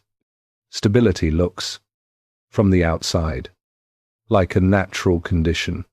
When things are working, it is tempting to believe they are working because of some intrinsic quality of the system, some self-correcting mechanism that will maintain the good condition without continued effort. This is almost never true. Stability is the result of continuous, deliberate work. The moment the people responsible for maintaining the system start assuming it will maintain itself, the entropy that was always pressing against it begins to win. Diocletian had not stopped paying attention. He was still making decisions, still managing the relationships between the 4 tetrarchs, still watching for the signs that the system was drifting from the design. He had not stopped, but he was beginning to think about stopping. He was in his mid to late 50s. He had been emperor for nearly 20 years. He had been in the army for 30 years before that, and the army in this era was not a profession that preserved the body. He was not well. The sources describe increasing health problems in the final years of his reign, a decline that accumulated with the specific weight of a body that had been asked to do too much for too long. He was thinking about the design he had built and whether it could work without him. The obvious answer was yes. The system was designed to work without any single individual. The succession was built in. The regional governance was distributed. The institutions were robust enough that the death or retirement of any one emperor, including the senior one, should be a managed transition rather than a crisis. He had designed it that way on purpose. The less obvious answer was the one he could not quite dismiss. The one that returned to him on evenings when the administrative work was done and the audiences were finished and he was alone with his thoughts. The system worked because the men inside it understood the system. All four of them, at this moment, understood it. They had been part of it since the beginning, or nearly the beginning. They had internalized the logic that their individual authority derived from the system, and was therefore bounded by it. The question was whether that understanding would survive the transition. Whether men who had not built the system, who had not spent 20 years learning why each component was necessary, and what happened when it was removed, would maintain the same relationship to it. Whether ambition, which the system was designed to manage but not eliminate, would eventually find the seams in the architecture and push through them. He thought about this. He continued governing. He began to prepare for the step he had decided he would eventually take. In Dalmatia, on the Adriatic coast, construction was underway on a palace unlike any Rome had built before. Not a working palace, designed for the business of governance. A retirement palace, designed for a former emperor, with the fortified walls of a military installation and the gardens and colonnades of a place meant for long afternoons and the smell of the sea. He had been planning it for years. The cabbages were not planted yet, but the ground was being prepared. There is a morning in the city of Nicomedia, sometime in the late 200s, when a Roman officer arrives at the building where his unit is quartered and posts a new order on the wall. The order requires all soldiers in the unit to participate in a public sacrifice to the gods of Rome. Not a suggestion, a requirement, with the specific language that Roman military orders used when compliance was not optional and the consequences of non-compliance were real. Most of the men read the order and thought nothing of it. Sacrifice was a normal part of Roman religious life, woven into the calendar, into the military rituals, into the daily texture of public existence, in a way that made it feel less like a theological act and more like a civic one. You sacrificed at the beginning of campaigns. You sacrificed on the emperor's birthday. You sacrificed when there was something to celebrate or something to ward off. The gods were present in Roman public life the way weather was present, constantly, practically, requiring attention and response. One man in the unit read the order and stood very still for a long moment. His name is not recorded. He was a Christian. He had been a Christian his entire adult life, as his parents had been before him, as a significant portion of the population of the eastern provinces had become over the previous 2 centuries. He had served in the army for 11 years. He was good at his job. His commanders knew him as reliable, competent, the kind of soldier you wanted on your flank because he would still be there when things got difficult. He had never been asked to do this before. More precisely, he had never been asked in a way that made refusal impossible to manage quietly. The religious requirements of military life had always had enough flexibility that a Christian soldier could navigate around the most direct conflicts between his faith and his obligations without forcing a confrontation. He had been doing this for 11 years. It required care and judgment and a certain amount of strategic invisibility. But it was manageable.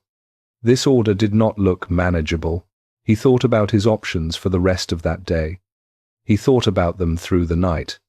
He was thinking about them when the morning came and the unit assembled, and the sacrificial fire was lit and the priest arrived and the other men took their positions. He understood, standing there, that the choice in front of him was not actually about a sacrifice. It was about what he was willing to be in a world that was requiring him more and more clearly to be only one thing.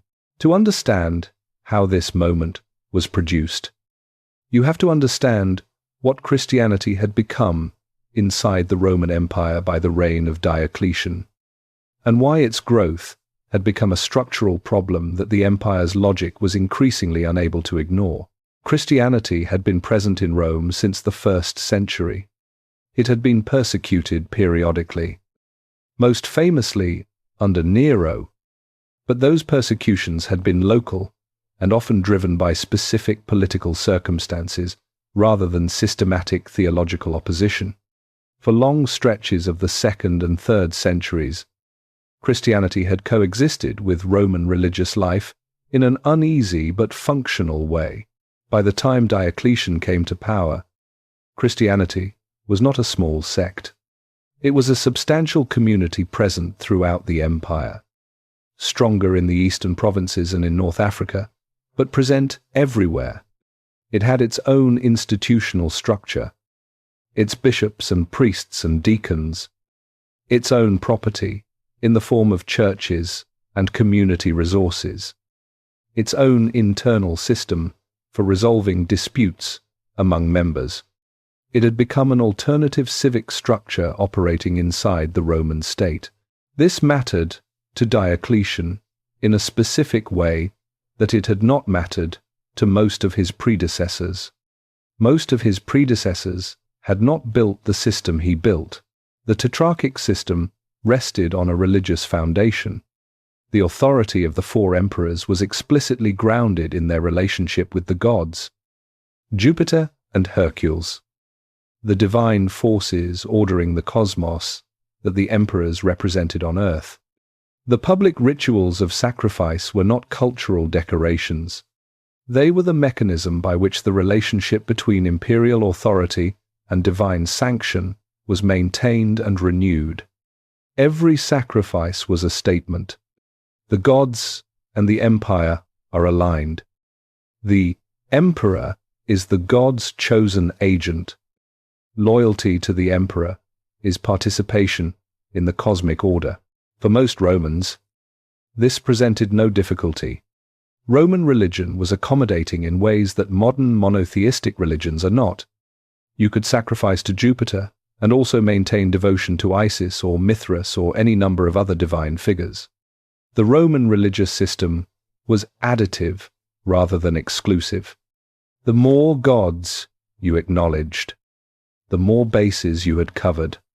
Loyalty to the Roman religious order did not require abandoning whatever else you believed. Christians could not work within this framework. The Christian theological commitment to a single God made the Roman system's offer of accommodation structurally impossible to accept. A Christian who sacrificed to Jupiter was not adding Jupiter to his religious life. He was, from within his own theological framework, betraying the fundamental commitment on which his entire religious identity rested. This was not stubbornness or fanaticism, though it looked like both from the outside. It was the logical consequence of a theological position that was incompatible with the Roman religious system's basic requirement. The Roman system required this: acknowledge the gods, perform the rituals, participate in the civic religious life that holds the empire together. Christianity said this: there is one God. These other divine entities are not gods. Participating in their rituals is a betrayal of the one God. And betraying the one God is something we cannot do regardless of the consequences. These two positions were not reconcilable through goodwill or pragmatism. Diocletian had tolerated this incompatibility for most of his reign. There is strong evidence that he was not personally hostile to Christians in his early years as emperor. Prisca, his wife, and Valeria, his daughter, had sympathies with Christianity, or may have been practicing Christians themselves.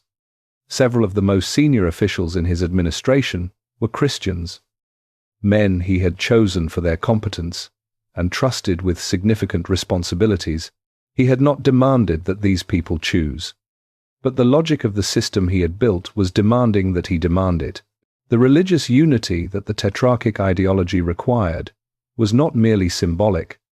The public sacrifice was the visible act of loyalty that held the system together at the ceremonial level. In a world where the boundary between religious and political allegiance was not where modern people would draw it, a community that refused the ritual was not just theologically different. It was publicly, visibly, repeatedly demonstrating that its loyalty was conditional. An emperor who had built his entire authority on the principle of unconditional loyalty to the cosmic order he represented could not permanently ignore that demonstration. The pressure came primarily from Galerius. This matters, and historians have rightly emphasized it. The great persecution that would begin in 303 was not simply Diocletian's idea. Galerius was genuinely and intensely hostile to Christianity in a way that Diocletian was not. At least, not initially. Galerius pushed. He argued. He presented the emperor with a case for action that drew on the logic of the system Diocletian himself had built. The argument was not complicated. The empire was unified. The emperor was divine. The gods demanded acknowledgement. A community that refused to acknowledge the gods was a community that stood outside the order the empire was built on. You could not build a system of unified authority on a foundation that included communities of principled non-compliance with the most basic expression of that authority. Diocletian heard the argument. He had heard versions of it before. He had resisted it before.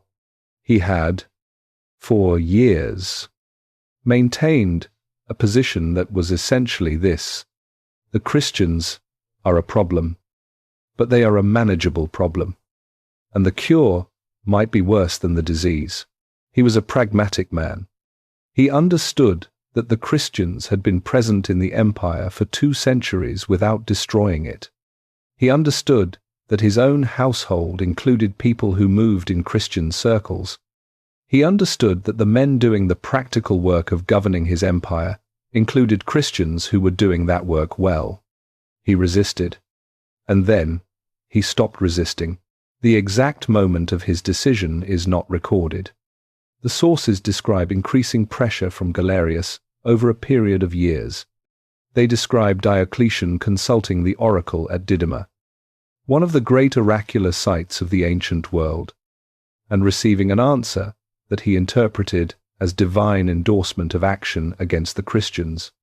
They describe a fire in the imperial palace at Nicomedia that Galerius blamed on Christians, though the evidence for this charge was not strong.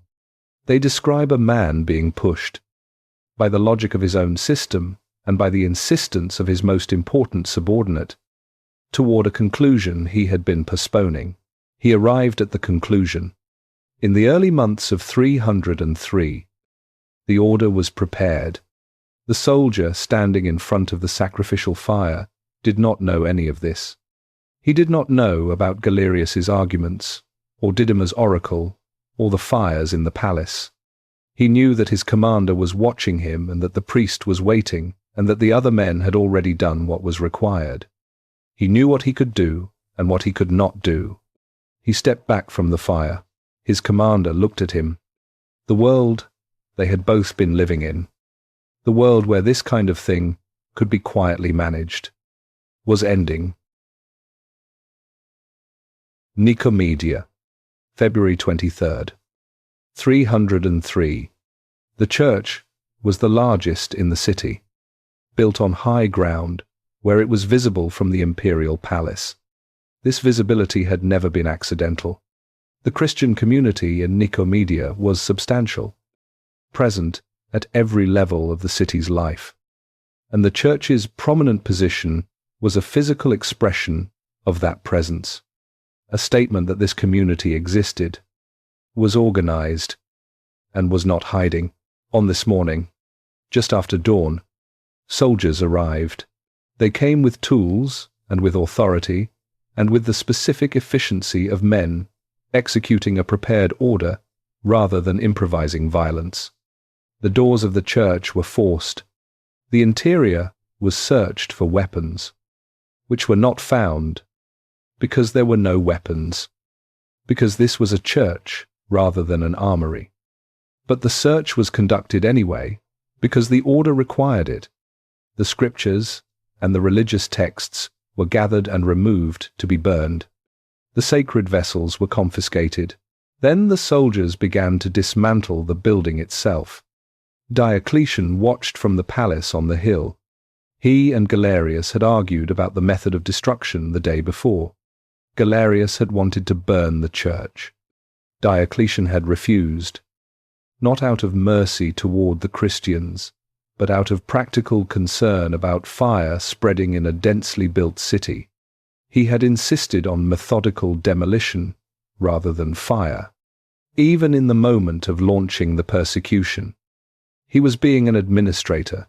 The edict that accompanied this action was the first of what would become 4 edicts over the following years, each one extending the reach of the persecution further and demanding more from both the authorities and enforcing it and the Christians living under it. The first edict required churches to be destroyed, scriptures to be surrendered and burned, and Christians to lose their legal rights, including the right to bring suits in court, the right to hold public office, and the right to be freed from slavery through legal process. Christians who were Roman citizens were stripped of that status. The second edict required the arrest of Christian clergy. The third offered release to clergy who sacrificed to the Roman gods. The fourth, issued in 304, required all subjects of the empire to sacrifice publicly and collectively. These edicts did not fall on the empire uniformly. In the East, where Galerius administered them with personal enthusiasm, the enforcement was severe and consistent. Churches were destroyed. Clergy were arrested. People who refused to sacrifice faced torture and execution. The accounts that survive from this period, written mostly by Christian authors who had personal experience of the persecution or interviewed those who did, describe a systematic and sustained campaign that lasted years and produced thousands of casualties. In the West, Constantius enforced the edicts differently. He complied with the requirement to destroy church buildings, but did not pursue the clergy with the same intensity. And the requirement to sacrifice was applied with considerably less rigor.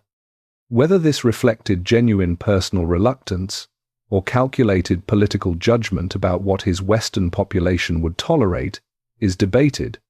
The result was that the Western experience of the persecution was significantly less severe than the Eastern one. 3 moments from these years. A man named Phileas was the bishop of the city of Thmuis in Egypt.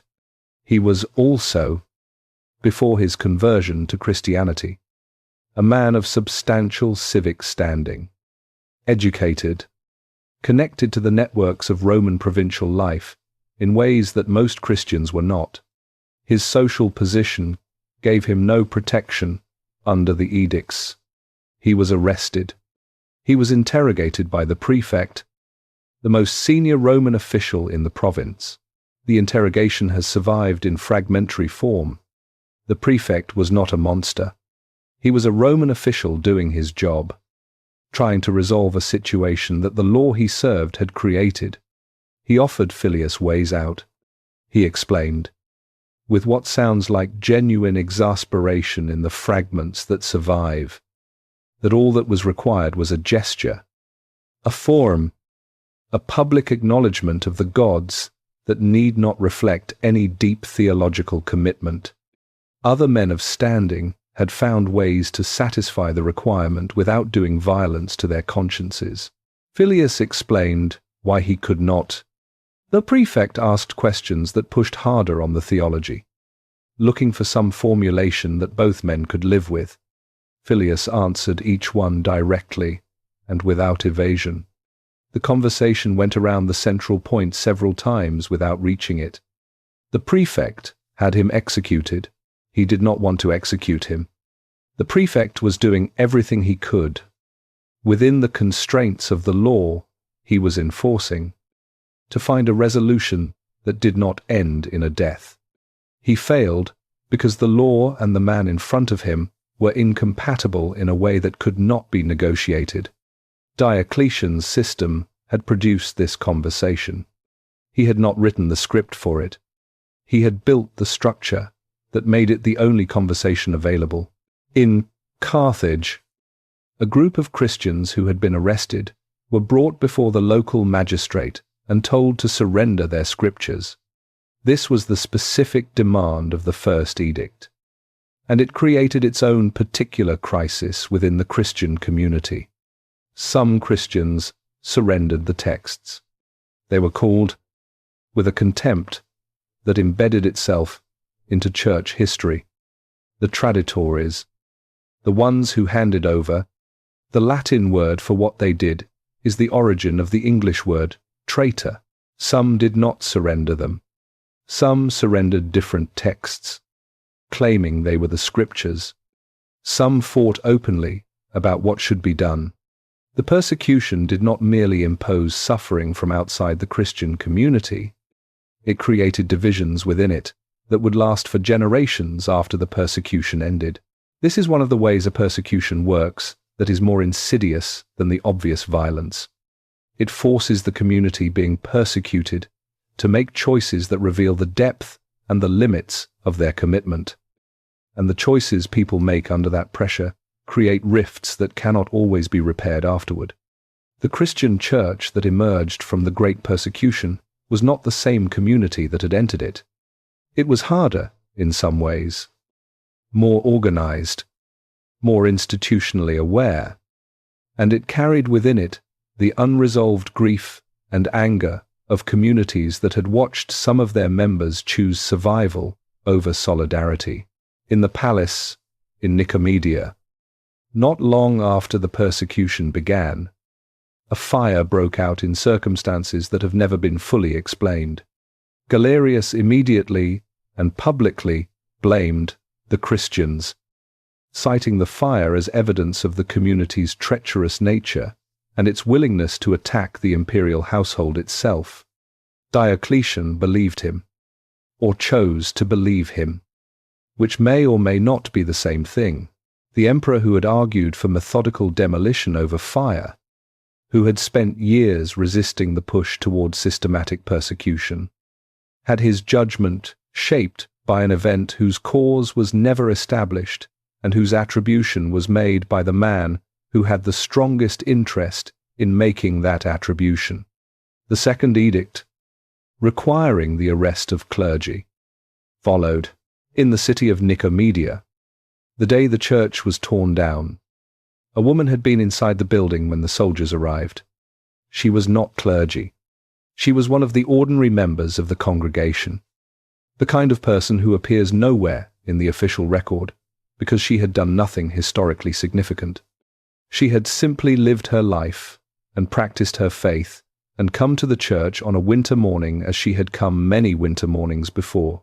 She was not arrested. The first edict did not target the ordinary members of the congregation. She was told to leave, and she left. She stood outside while the soldiers worked. She watched the walls come down. She watched the place where she had prayed and been married and brought her children and buried, her mother being unmade by men with tools, following orders from a palace on a hill. She did not protest. She did not make herself known to the authorities in any way that would have brought the law down on her. She was a practical woman who understood that being dramatic in this situation was a way of doing nothing useful while making things worse. She stood there until the building was gone. Then she walked home.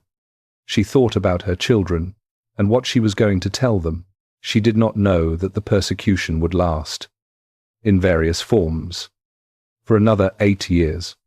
She did not know that it would end not because the empire decided the Christians were right, but because a new emperor would make a different calculation about what the empire needed. She did not know that the church that replaced the one she had just watched, being torn down, would stand on the same ground and be more secure than the one before it. She just knew what she had seen. She walked home. She decided to tell her children the truth. There is a letter that does not exist. It was never written. Or it was written and did not survive. Or it was written and deliberately destroyed by people who understood that its existence was dangerous. We do not know which. What we know is that somewhere in the years after 305, when Diocletian had retired to his palace on the Adriatic coast and the world he had built was beginning to fracture, there was a conversation between a father and a daughter that the historical record has not preserved.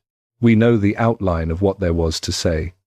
Valeria was Diocletian's only child. He had given her, as part of the architecture of the Tetrarchy, to Galerius in marriage. This was not unusual in the context of Roman imperial politics. Marriage was alliance.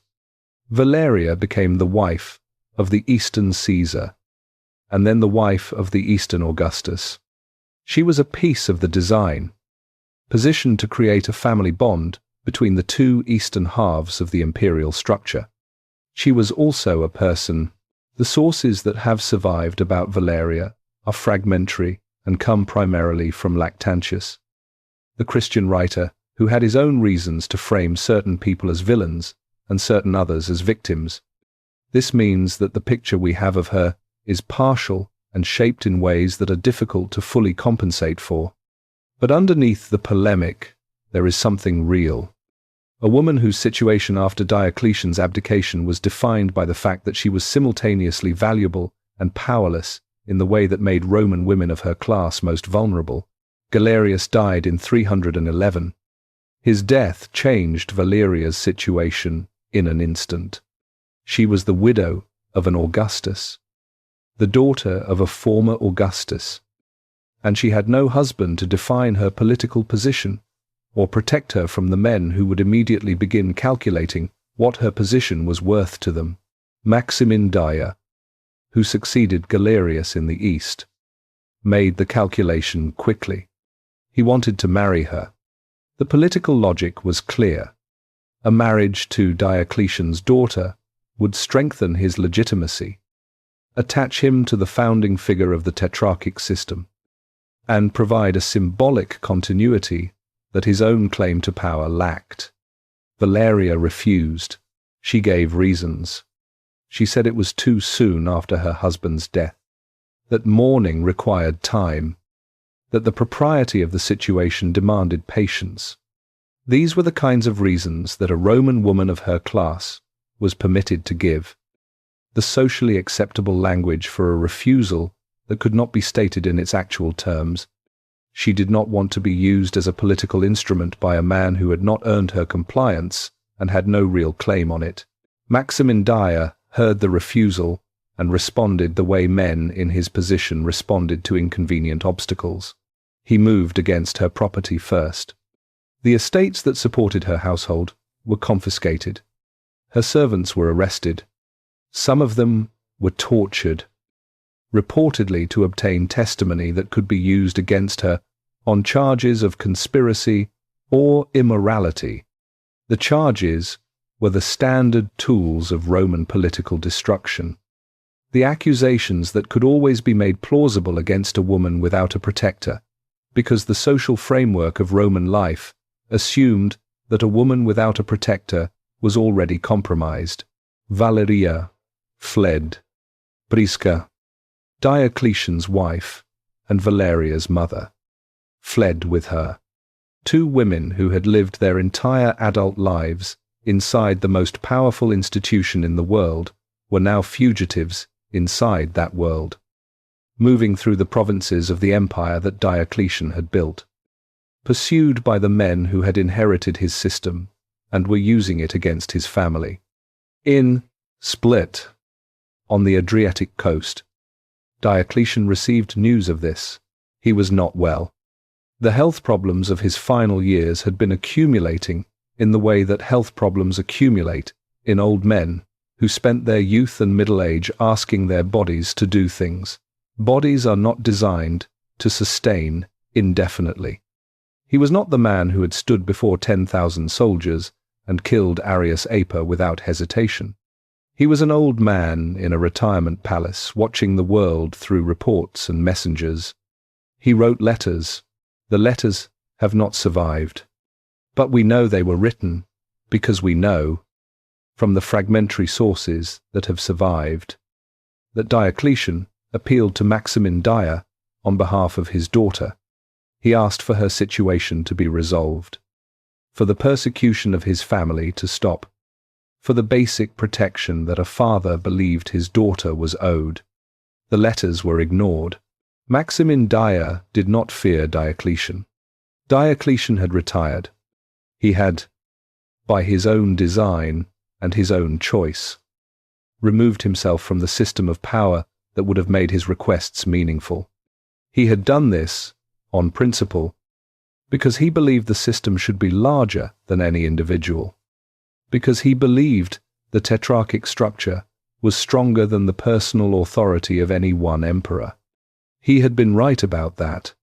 The system was stronger than him, and the system, in the hands of Maximin Dia, was hunting his daughter.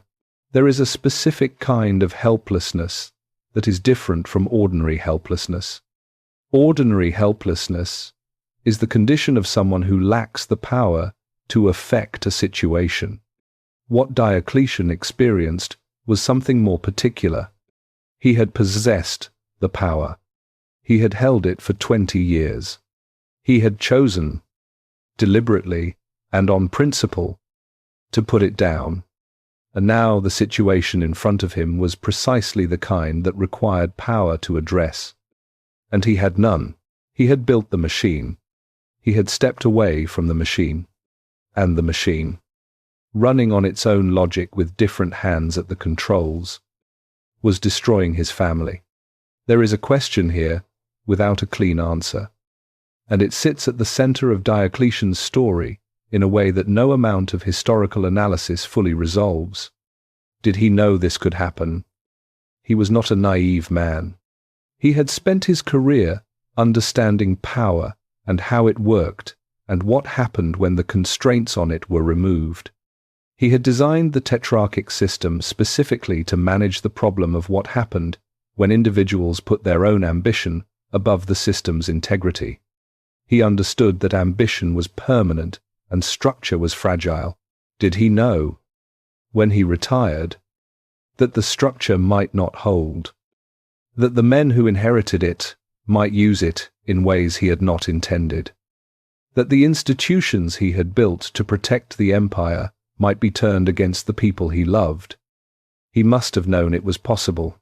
He had chosen to retire anyway, because the alternative, staying in power indefinitely to prevent every possible misuse of the system, was itself a way of proving that the system did not work. If the tetrarchy required Diocletian's personal presence to function properly, it was not the institution he had designed it to be. It was just another form of personal rule, more elaborate than what had come before, but equally dependent on the qualities of a single individual. He had built something he believed was larger than himself. He had proved it was larger than himself by removing himself from it. The proof was correct. The system was larger than him.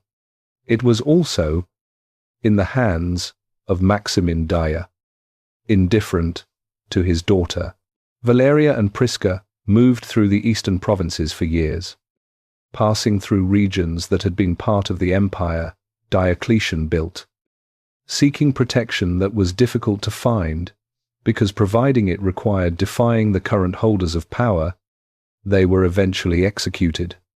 The date and location not precisely known, the circumstances not precisely known, killed by the machine that was supposed to represent order and legitimate authority, in the palace at Split. The nights were quiet, in the way that nights are quiet when there is nothing left to do. He had sent the letters. The letters had not been answered. He had appealed to the system he had built. And the system had looked back at him with the indifference of an institution that no longer recognized the man who created it. He could not sleep. He rose in those hours before dawn and walked to the window that faced the sea. The Adriatic at night was black and still and indifferent, moving with its own rhythms, regardless of what was happening on land, regardless of the political calculations being made in the eastern provinces, regardless of a retired emperor standing at a window in the dark thinking about a daughter he could not reach. He stood there for a long time. He thought about the night before every major campaign of his reign, the specific quality of those dark hours, when the plan was made and the army was ready, and the only thing left was to wait for morning. He had always been able to sleep before campaigns. There was something in the clarity of military action, the definite shape of what needed to be done, and his definite ability to do it, that quieted the part of his mind that otherwise ran continuously. There was nothing clear about this. There was no action available. There was no campaign to plan. There was no decision that would produce a different outcome. The situation was what it was, and he was what he was, and the gap between those two things was not a problem he could solve. He was the most organized mind Rome had produced in a century. He had spent his life believing that every problem had a structure, and if you could identify the structure, you could address it. And if you could address it, you could resolve it. He had rebuilt an empire on that belief. He had been right about it for 20 years. He was standing at a window in the dark, learning that the belief had a boundary. The boundary was this: some things could not be addressed by the person who most needed to address them, because that person had already used the only tool that would have worked, used it on something larger and more abstract than his own daughter, used it on an empire, and was now standing at a window with nothing in his hands. He stayed at the window until the light began to change over the water. Then he went back to the garden, not because the garden was where he wanted to be, because the garden was where he could still do something real. He knelt in the dirt. His hands found the work. Outside the walls, the world continued without him, the way it was supposed to, the way he had designed it to. He had been right about everything, and it had cost him everything that mattered. The city of Nicomedia had seen many ceremonies. It was the eastern capital of the Tetrarchic Empire, the city where Diocletian had resided for much of his reign, where the imperial court had been established, and where the administrative apparatus of the eastern half of the empire ran its daily operations. It had hosted military triumphs and imperial birthdays and religious observances and the full range of ceremonial life that surrounded the institution of the Roman emperor. It had never hosted anything like this. On the 1st of May, 305, on a hill outside the city where a previous ceremony had once proclaimed Diocletian emperor, a platform had been constructed. Around it, in the formations that Roman military ceremony required, stood the soldiers of the Eastern Army. Behind them, in the space where the city's population and the officials of the court had gathered, thousands of people waited. Diocletian arrived in the full regalia of the Jovian emperor. The silk and gold, the jeweled diadem, the ceremonial accoutrements of the most powerful position in the world. He walked to the platform with the bearing of a man who had been performing this role for 20 years. And the bearing was natural because it had become, through 2 decades of repetition, the shape of how he moved through the world. He stood on the platform and addressed the assembly. The speech he gave is not fully preserved. The sources give us summaries and fragments, enough to understand the general shape of what he said. He spoke about the empire. He spoke about the work of 20 years and what it had accomplished. He spoke about the system he had built and his belief that it was strong enough to stand without him. He spoke about the decision he had made. Then he removed the purple and gold of the imperial office. He handed it to the man who was to succeed him as senior Augustus in the East. Galerius received it. He was now the senior emperor of the East. The transition that the tetrarchic system had been designed to produce had occurred, not through violence, not through death, not through the kind of chaotic succession that had destroyed empire after empire in the previous 50 years, but through a planned, public, voluntary transfer of power by a man who was still alive and in his faculties in the history of Rome up to that moment. This was essentially unprecedented. The army stood in its formations and watched. Among the men watching was someone who would have had every reason to pay very close attention to every detail of what was happening. His name was Constantinus. He was the son of Constantius, who was simultaneously abdicating in the West, transferring power on a parallel platform in Mediolanum. Constantinus had spent years in Diocletian's court, close enough to the center of power to understand how it worked, far enough from the succession to know that the system's designers had not placed him in it. He was not being made Caesar. That honor went to two other men, Severus in the West and Maximin Dia in the East, men who had been positioned in the system by Galerius in ways that did not include the son of Constantius. Constantinus watched Galerius receive the purple. He watched the new order establish itself in public, with the army's witness. He filed away everything he saw. There was a soldier standing in the formation who had been in the army for 16 years. He had served under the Tetrarchy for most of his career, and the Tetrarchy was, for him, simply how things were. He stood in formation and watched the emperor take off the purple. He had never seen anything like it. No one, standing in that formation, had ever seen anything like it. He had no framework for what he was watching. Roman soldiers were trained to understand loyalty, hierarchy, command. They were trained to understand what an emperor was and what the army's relationship to the emperor meant. None of that training had included anything about what happened when the emperor was standing in front of you, still alive and apparently capable, and choosing to stop being the emperor. He looked at the man who had just received the purple, Galerius, a capable general, a hard man. He looked at the man who had just given it up. He understood, on some level that his training gave him no words for, that what he was watching was the most radical claim any Roman emperor had ever made, more radical than divine associations or ceremonial prostration or the theocratic trappings of Jovian authority. The most radical claim was this: the office is larger than the man who holds it. An emperor who was killed in his bed by his officers was, in the logic of Roman power, being replaced by someone who had decided that the individual was inadequate.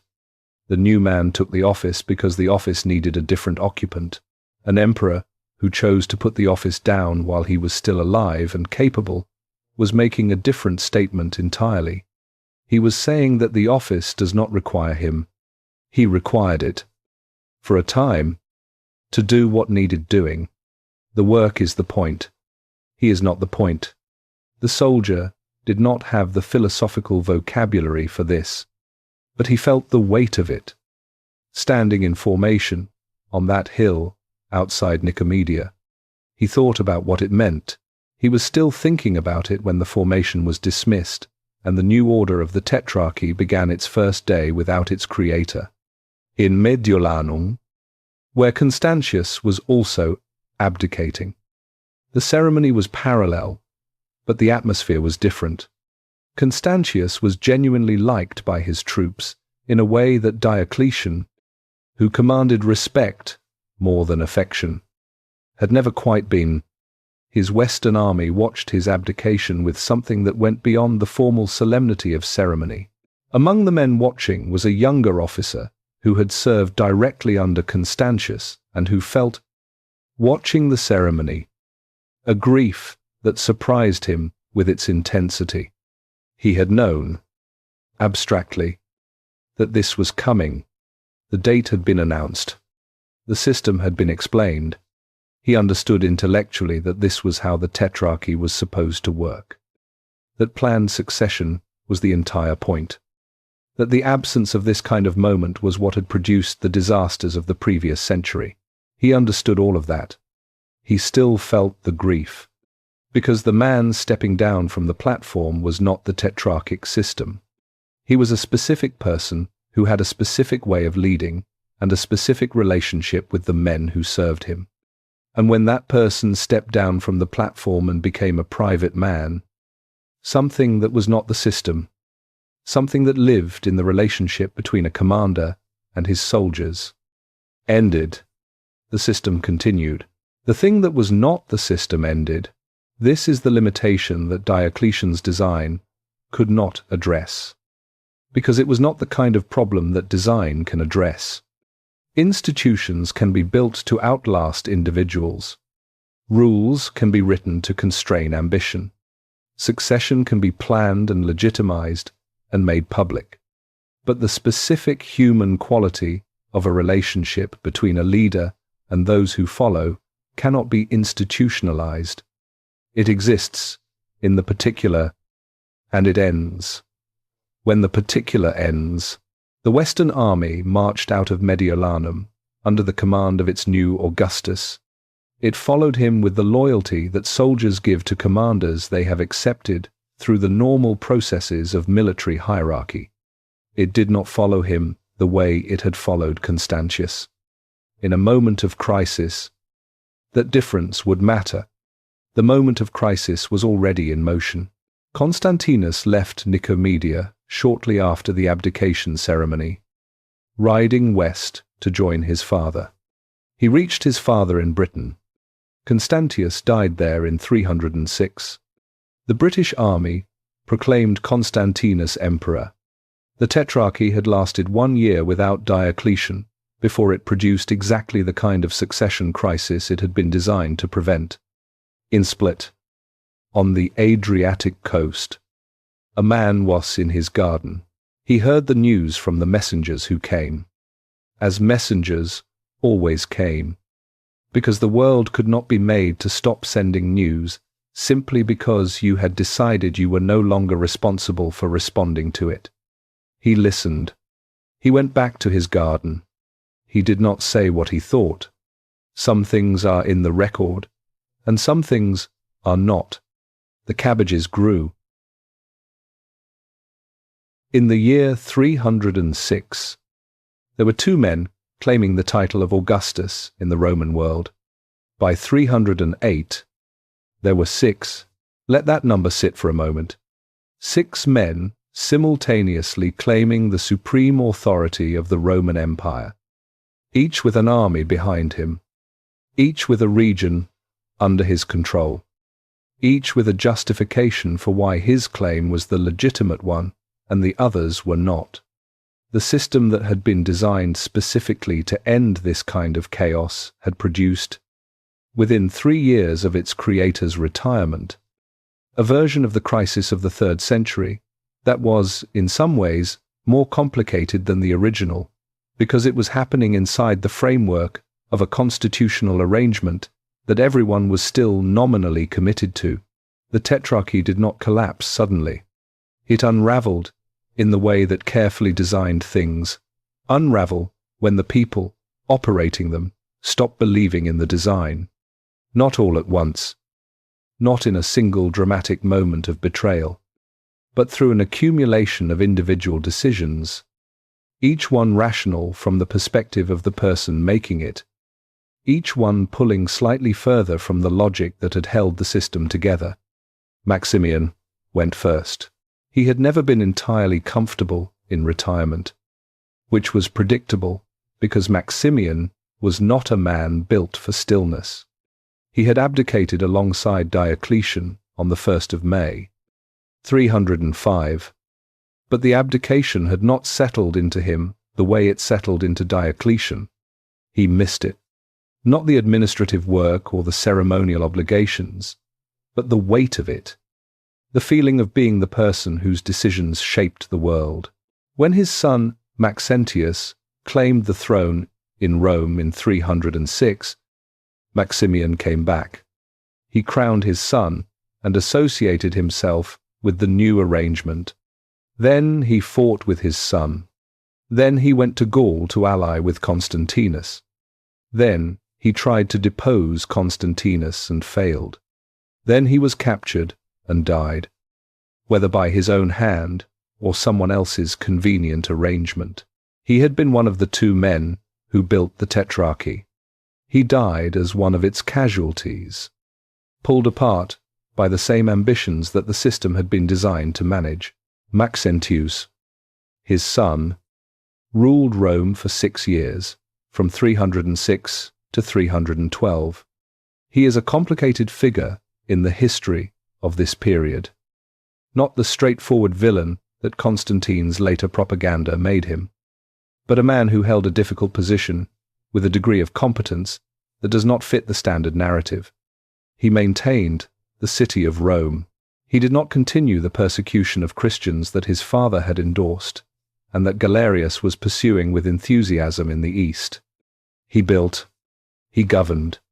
He lost the Battle of Milvian Bridge in 312 to Constantine and drowned in the Tiber. And history was subsequently written by the man who defeated him, Galerius, who had been the senior Augustus in the East since the abdication and who was, in formal terms, the legitimate heir of Diocletian's position, found himself navigating a world in which the constitutional framework he was operating within had been violated in multiple directions simultaneously. He called the Conference of Carnuntum in 308, a meeting of the major players in which the former emperor Diocletian was invited to attend and reportedly declined, in an attempt to rationalize the situation and restore something closer to the tetrarchic design.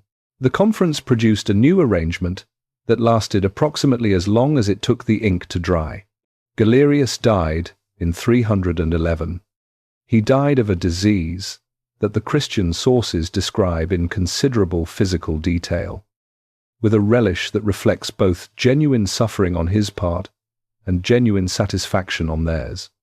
He had been the driving force behind the great persecution. He died the year he issued his own Edict of Toleration, ending the persecution he had championed, acknowledging that it had failed to achieve its purpose, and requesting that the Christians pray for the empire's welfare. He had watched the system fracture around him for 6 years. He had tried to hold it together and failed. He died in the knowledge that the world he was leaving was not the world Diocletian had designed. The man who had drafted documents for 2 emperors, mentioned in an earlier chapter, was now working under his 4th. He had stayed in his position through every transition because the administrative work he did was necessary, regardless of who held the title of Augustus. The empire needed its documents drafted. It needed its correspondence managed. It needed someone who understood the institutional memory of how things had been done and could apply that memory to the constantly shifting landscape of who was currently in charge.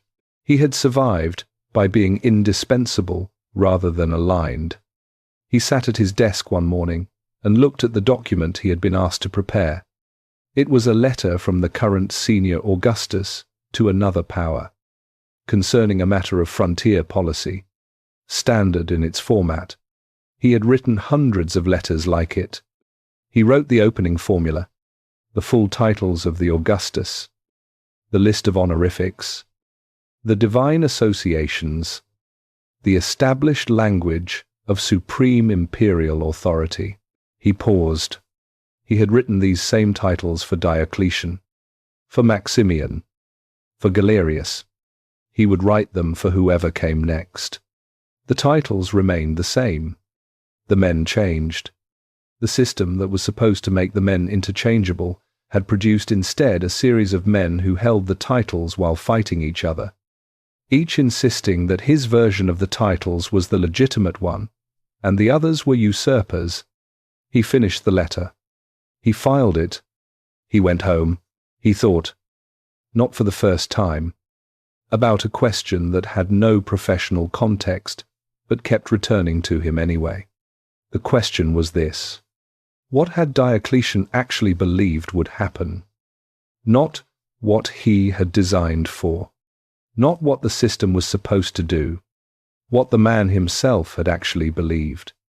In the private knowledge he would have had about human nature and ambition, and the gap between what institutions promised and what they delivered, had he believed it would hold, or had he known, at some level, that it would not, and retired anyway, because the alternative was worse? The administrator did not know. There was no way to know. He thought about the story that had come back from Split, when Maximian had visited and been refused. The Cabbages. He had heard that story from someone who had heard it from someone who had been part of Maximian's delegation. The precision of the original had probably been lost in the retelling, but the shape of it had survived. The former emperor, in his garden, refusing the call to return. He had thought about it many times. He still was not sure what to make of it. Was it wisdom? The man who understood that individual intervention cannot substitute for institutional failure, that returning would accomplish nothing lasting, that the system had to learn to work or fail on its own terms. Was it exhaustion? A man who had spent 40 years fighting everything and was simply done. Was it something darker? A man who had seen clearly what was coming and had decided he did not want to watch it. He did not know. He picked up the next document. In the eastern provinces, the effects of the Tetrarchy's collapse were felt differently depending on where you were and who your local authority was aligned with at any given moment. The Christian communities that had survived the Great Persecution were watching the political situation with the particular attentiveness of people whose survival had depended for years on reading which direction the wind was blowing and positioning themselves accordingly. There was a bishop in the city of Caesarea named Eusebius who was writing, during these years, what would become the first major history of the Christian Church. He was a man of considerable intellectual ambition and genuine historical instinct, and he understood that he was living through a moment of transformation whose significance required documentation. He was also a man with a perspective. He had survived the persecution. He had watched colleagues die and communities be destroyed. His account was true in its facts and shaped in its interpretation, which is the condition of all historical writing. And Eusebius was more honest about his perspective than many historians before or since. He wrote about Diocletian not as a man he understood, but as a man he judged. The judgment was not entirely wrong, but it missed something that distance makes visible. Diocletian had not built his system to destroy Christianity. He had built his system to save Rome. The destruction of Christianity had been a consequence, not a purpose. And the distinction matters, even though the consequences for the people who experienced the persecution were the same regardless.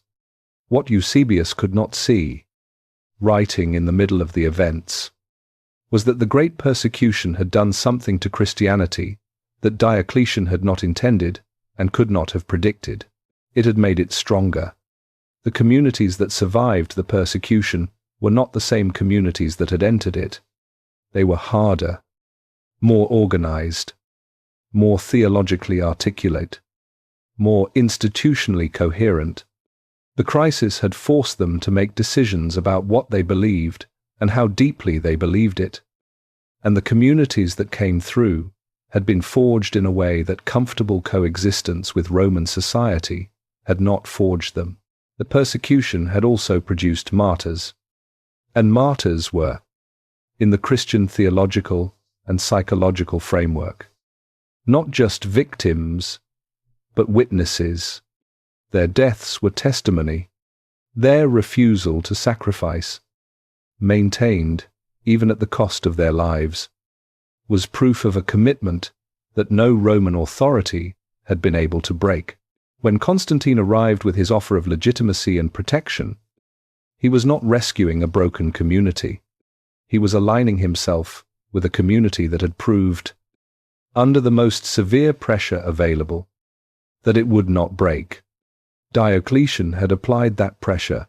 He had made the community stronger by trying to destroy it. This is not the result he was aiming for. Results do not ask permission before arriving. The Battle of Milvian Bridge happened on the 28th of October, 312. Constantine's army faced Maxentius's army just north of Rome, at a crossing over the Tiber River that had strategic significance because Maxentius had made the decision to come out from behind Rome's walls and fight in the open, rather than endure a siege. He was well positioned to survive. The battle was not particularly close. Constantine's forces were better positioned, better led, and had the advantage of an enemy commander who had made choices that reduced his own options. Maxentius died in the river, his horse failing under the weight of his armor during the retreat. His body was recovered from the water, and his head was displayed in Rome. Constantine entered the city.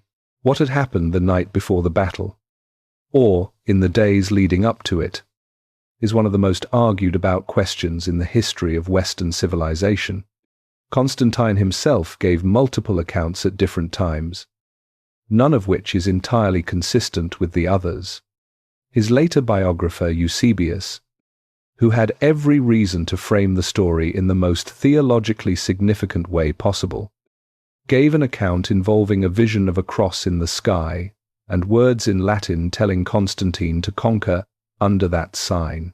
What is certain is that Constantine attributed his victory at Milvian Bridge to the Christian God, that he had his soldiers mark their shields with a Christian symbol before the battle, and that his actions following the victory were consistent with a man who believed, or had decided to behave as if he believed, that Christianity and Roman imperial power were now aligned. The Edict of Milan followed in 313. It was not precisely an edict, and it was not issued from Milan, but what it did was real. It established religious tolerance throughout the empire, ended the persecution of Christians, and restored property that had been confiscated from Christian communities. It was the end of something and the beginning of something, and both things happened simultaneously in the same document. Stand back from the specific events and look at the shape of what Constantine inherited. He had before him a Roman Empire that had been restructured from its foundation by a man who had spent 20 years rebuilding it. The administrative apparatus was more comprehensive and more functional than it had been before Diocletian. The military was more professional. The tax system was more rational. The imperial office was more elevated, more ceremonially elaborated, more explicitly connected to divine sanction.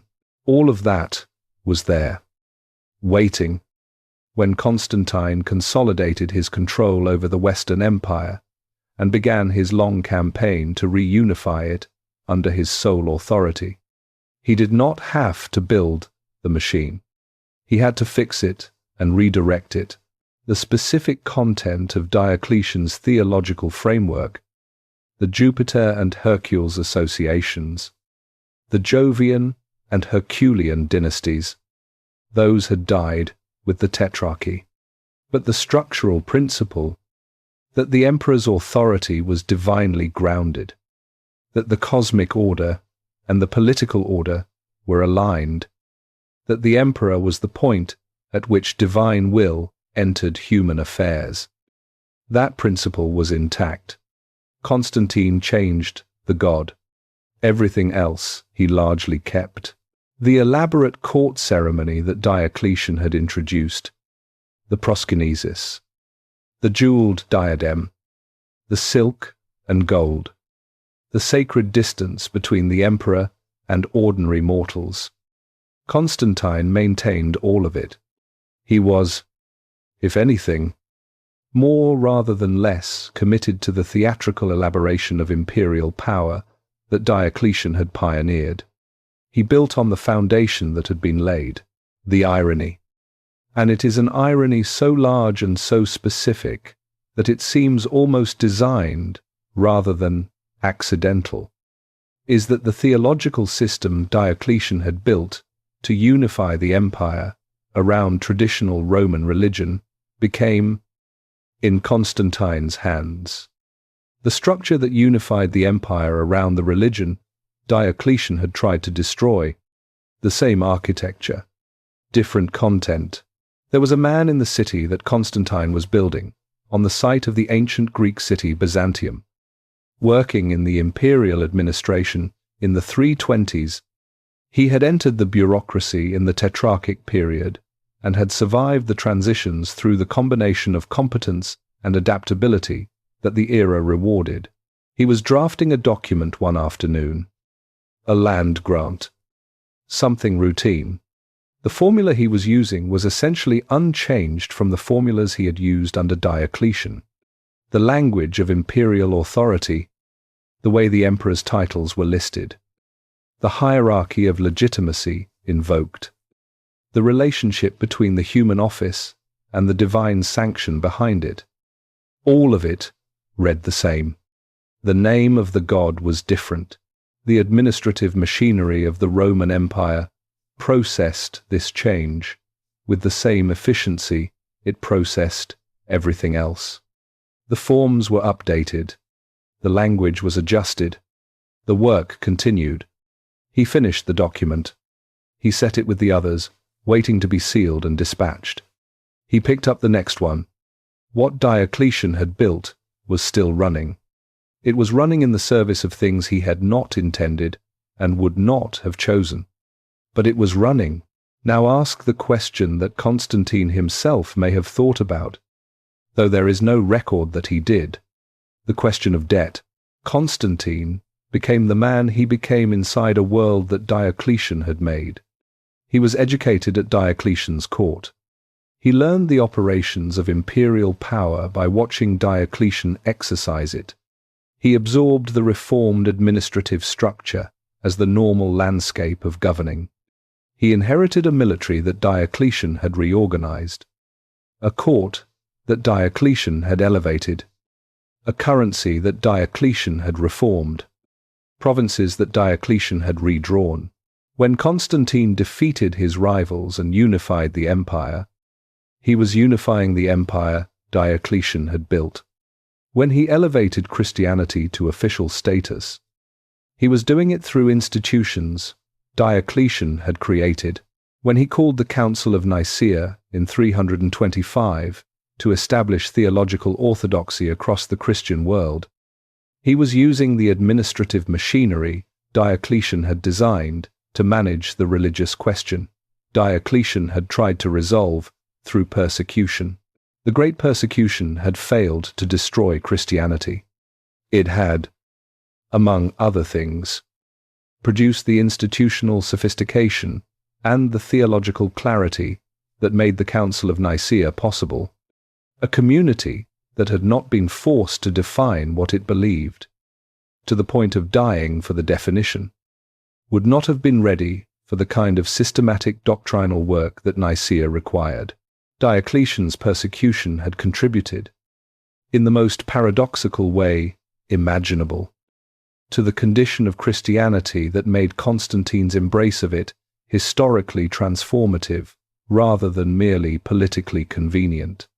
He had tried to stop the future. He had helped create it. The machine, without its maker, was not running properly, but it was still running, and the man who would fix it who would take the broken pieces and reassemble them into something new, had watched Diocletian carefully. He had learned. Split. Kratia. Today, walk through the Golden Gate on the northern wall, and you are inside Diocletian's palace. You may not realize it immediately, because what you are walking through does not look like a palace. It looks like a city, which is what it is, has been for over 1,000 years. A living, urban neighborhood with restaurants and apartments and laundry hanging between windows and cats, sleeping on warm stone, and the particular sensory texture of a place where ordinary human life has been happening continuously for so long that the extraordinary thing underneath it has become invisible through familiarity. The streets follow the lines of the original Roman grid. The people who moved in after the palace was abandoned did not redesign the internal layout. They simply occupied it, built their lives inside the existing structure, and passed it on to the next generation who passed it on to the next, until the Roman grid became the Croatian neighborhood, and the Croatian neighborhood became what you are walking through right now. The walls Diocletian built are still here. The basic outline, the rectangular perimeter with its towers and gates. That is still the shape of the thing. Diocletian's engineers placed those walls in the late 200s. They are still standing. Something in the northeastern corner of the palace complex was Diocletian's mausoleum. He built it for himself. The octagonal structure, with its dome and its elaborate carved frieze, was intended to be his final resting place. The monument that would house his body and mark the spot where the most powerful man in the world had chosen to spend his eternity. The placement of an imperial mausoleum inside the palace complex was itself a statement.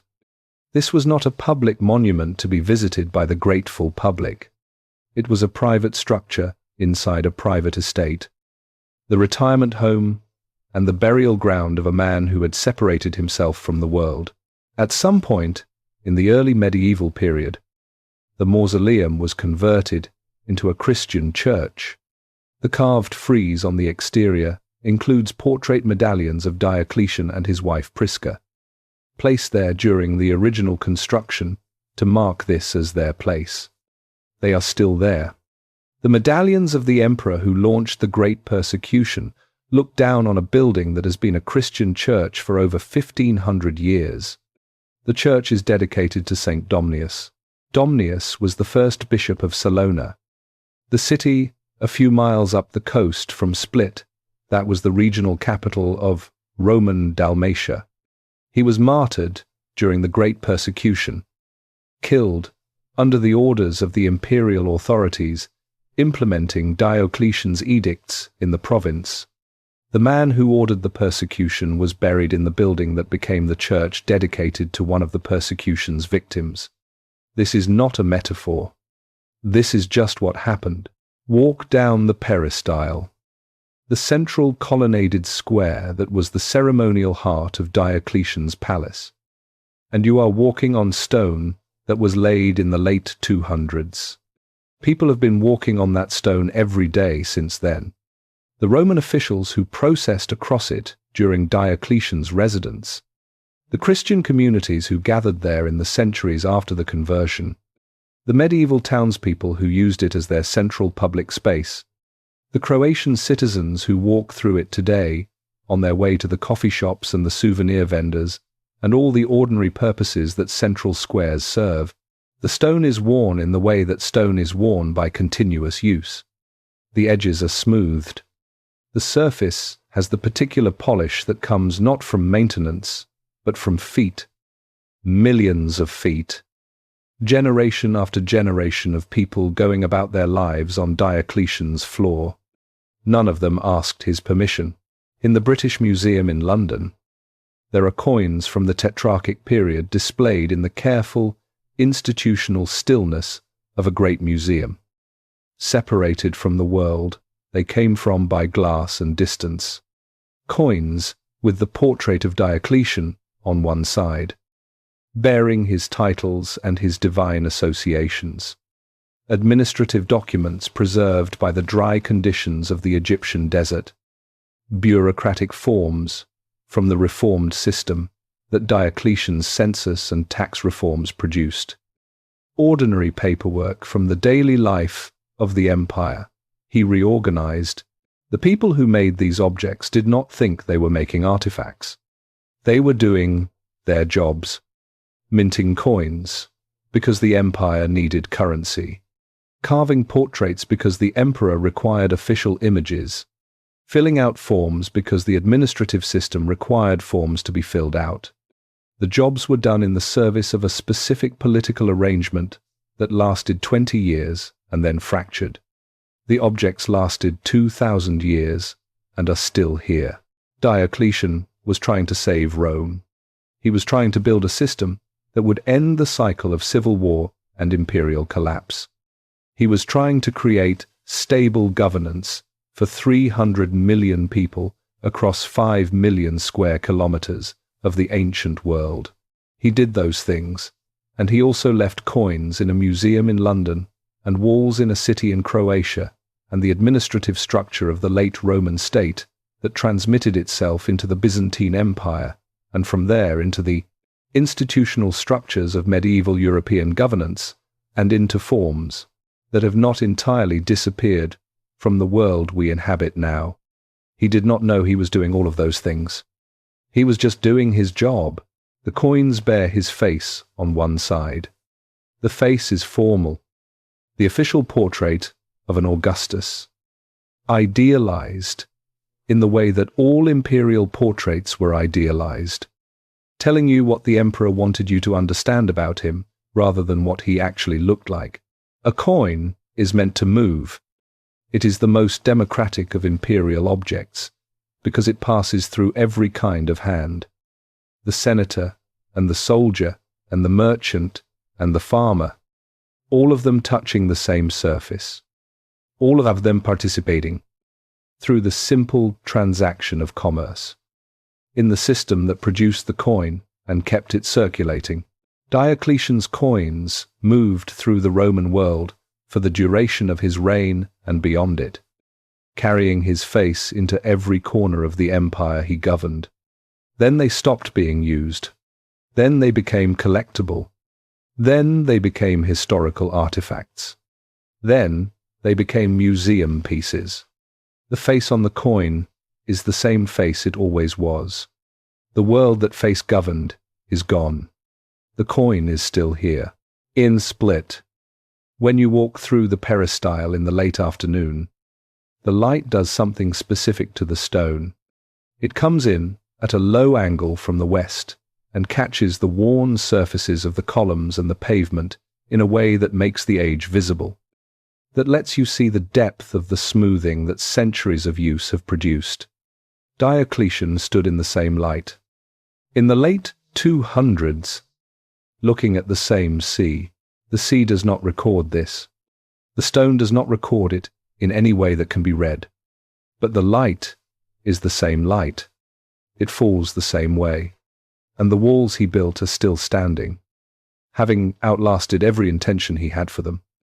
Every name he put on them, every claim he made through them, still standing. Split, the year 308. After Maximian leaves, the footsteps fade down the path that leads from the garden to the gate, and then the gate closes, and the sound of the sea comes back, and the garden is quiet, in the way gardens are quiet, when the human interruption has ended, and the ordinary life of the place resumes. Diocletian is still on his knees in the dirt. He does not stand up immediately. He stays where he is for a moment that has no particular length, looking at the row he has been working on, the small green shoots just visible above the soil. Fragile in the way that new things are fragile before they have established themselves. He thinks about what Maximian said. He thinks about the names Maximian mentioned, the men claiming titles that were not theirs. the regions fracturing along the seams of the system he had designed to prevent exactly this. He thinks about the arguments Maximian made, the logic of crisis, the claim that his presence would make the difference. He stays on his knees in the dirt. Here is what he knows. He knows that if he goes back, he will be returning not to the tetrarchy he built, but to its ruins. He will be one more powerful man in a situation already overcrowded with powerful men, each one convinced that his presence is the solution. He will be older and sicker than he was when he governed, operating in a system that has already proved it cannot contain the ambitions of the men inside it. He will spend whatever years he have left trying to hold together something that is falling apart along lines he himself created.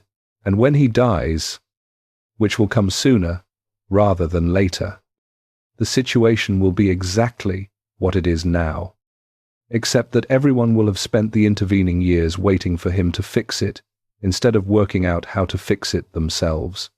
He knows this. He also knows something else. He knows that somewhere to the east, his daughter is being pursued through provinces he built. He knows that his letters have not been answered. He knows that the machine he spent his life constructing is being used by men who do not understand why it was built, and that the thing he valued most about his life, his family, the two women who were most real to him in a life where almost everything else was institutional and political and abstract, is in danger from the machine he made. He knows he cannot protect them. He has no army. He has no authority. He has the prestige of a former emperor that some men still acknowledge and others have decided is no longer relevant. He has his name, which was once the most powerful name in the world and is now the name of a retired man in a garden. He cannot protect them. He goes back to work, not because the Cabbages matter more than his daughter. They do not. He loves his daughter in the way that fathers love daughters, specifically, irreplaceably, in a way that no political philosophy can abstract away or administrative design can substitute for.